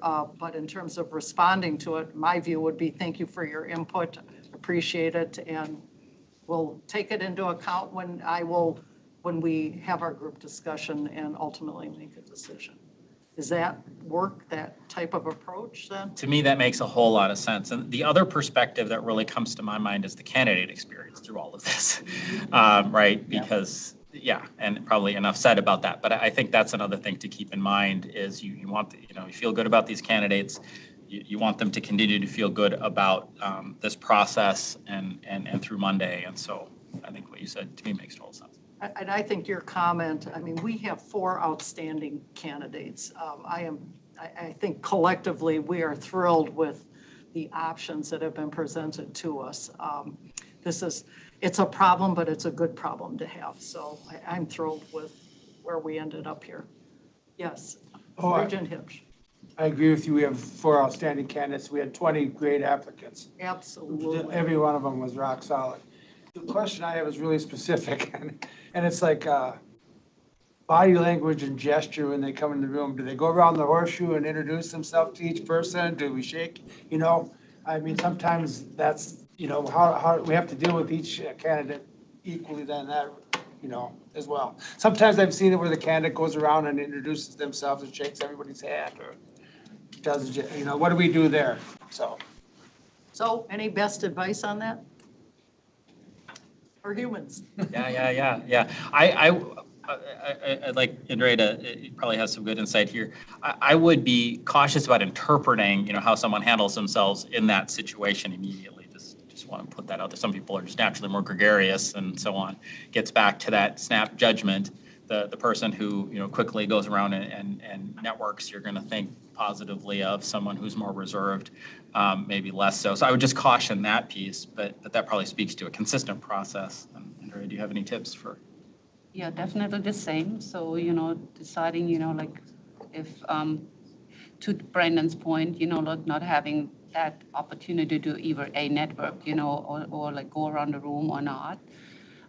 So you have to just decide as to how to structure that. Best case scenario is like you have them seated and you introduce yourselves quickly and they start with the questioning, like setting the stage, talking about, this is what we want to be doing. Thank you so much for coming and here we are. But going around the room, I probably wouldn't recommend that. To Brendan's point, some are not as comfortable doing that than others, so. Well, so one option we have, just to throw out, is that if the candidate 1 is coming in at 9 a.m., is they come in and are seated, and then we come into the horseshoe ourselves afterwards and don't create an opportunity for the handshake going around the table. The other piece of it is, because this is all public, each candidate can sit in on the interview of the other candidates, presumably, so they could be in the back of the room the entire time. So this whole thing is very awkward. It was certainly awkward when we did this as regents, seeking the position. You would come in and you would go around and certain of us would shake hands with the legislators and others wouldn't. And I think that no matter what, we ought to be consistent. So that's the key, so that nothing is read into it. if you all have a comfort level on what you want to do, you know, we could, as I said, have the candidate come in, be seated, and then we come into the room here with our notebooks and that and greet them. I will greet them and begin the process and try and avoid that socialization piece. That's what I agree with that. Okay, you're saying you like that, but let's, Regent Kenyanya. I was just gonna comment more generally. I think this is all good discussion, but. I'm hearing a but. Yeah, there usually is one. No, just to focus our conversation, we can get granular. You know, I mean, like next we can discuss who should ask what question and what, you know, and I think let's address some of the overarching themes and then leave it to BOR and the team here to kind of do some of the details. We can discuss them, but I'm just saying we can keep going to a level that's, yeah, it's probably not necessary. All right. Regent Verheulen? Can I just remind us, it's not like we've never done this before. We did this for the chief auditor position, and that worked great, which was, we were all in the room, they were directed, when you come in, sit down, we'll start. And there was no question, and then each of the candidates were seated in separate areas back here in the Board of Regents office, so they weren't sitting in the room at the time each candidate was interviewed. We've already got it worked pretty well when we did the chief auditor interviews. I'd suggest we just do the same and not overly complicate it. Is it, are you going to, I just want to get a sense of people's response to Regent Verheulen's suggestion. I like it. I like it. Yeah, okay. Regent Turner. I just have a specific question because you're mentioning home versus not home. I would need to do this via Zoom. Or do I have to be here? I get off work at 7:30 in the morning on Monday. I'm not sure if that's a question for. So are you, No, I you will not cannot- be able to be here on Monday? I can be a Zoom. Yeah. Okay, but Is you that can't be okay? personally. Huh? If you can't be here in person, then we will do it via Zoom, and when it's Yeah. time for your question, you will I come promise to. I won't go anywhere or talk to No, anyone. that's, you can participate by Zoom. Okay. It's just and safer you- that Yep, way. and we will, then when we do the discussion, you'll be in on Zoom. It'll be like you're Okay. here, but you're not here. Yep. Okay. Yeah, we start at 8 on Monday, is that? Yes. We start at 8, okay. All right, yep, and we need to make arrangements to make sure that technologically we're able to do that. Okay. And we can, Okay. okay. Yes, Regent Farnsworth? Thank you, Chair Mayron. Just going back to earlier in the conversation, I wanted to endorse kind of what you had said about engagement and maintaining the integrity of the process, you know, understanding that folks are going to be reaching out, but also from a media standpoint and other standpoint prior to interview, maintaining the integrity of the process, being careful. I was originally going to respond to the point about receiving input. I mean, it's kind of no different as when we do the permanent president searches, and there's literally a time where the finalists are taken around with the idea of having input. And so I think that's an important part of this process. But I think where the line gets drawn is what Chair Mayron was talking about, which is how individual regents interact with that feedback. And so that's I am comfortable with that, and I just wanted to endorse what you had said about that. I think it's really important we each thank the person to the extent we want to in an email or verbally for their input, and then that's where you draw the line. Right. All right, any other questions regarding process? All right, well, then this meeting is adjourned. We'll be resuming our deliberations on Monday at 8 a.m. in this room here, or will we be in the boardroom, or we don't know yet? We will be in this room here, Okay, all right, in this room here. and it'll be noticed. Obviously, you'll all receive the notice. All right, and you'll be getting materials from us or from the board office regarding the interview guide. If you have questions, I would suggest if you have questions about this, that you direct them to Sarah and Brian, because they will, and unfortunately, right now, they are open for business 24/7. That's correct. So send them and they will figure out where those questions should go and how they should get answered, as opposed to sending them to our experts or in that direction, okay? And lunch is available for all of you. Thank you very much, everyone. That concludes today's special meeting. Thank you. Thank you.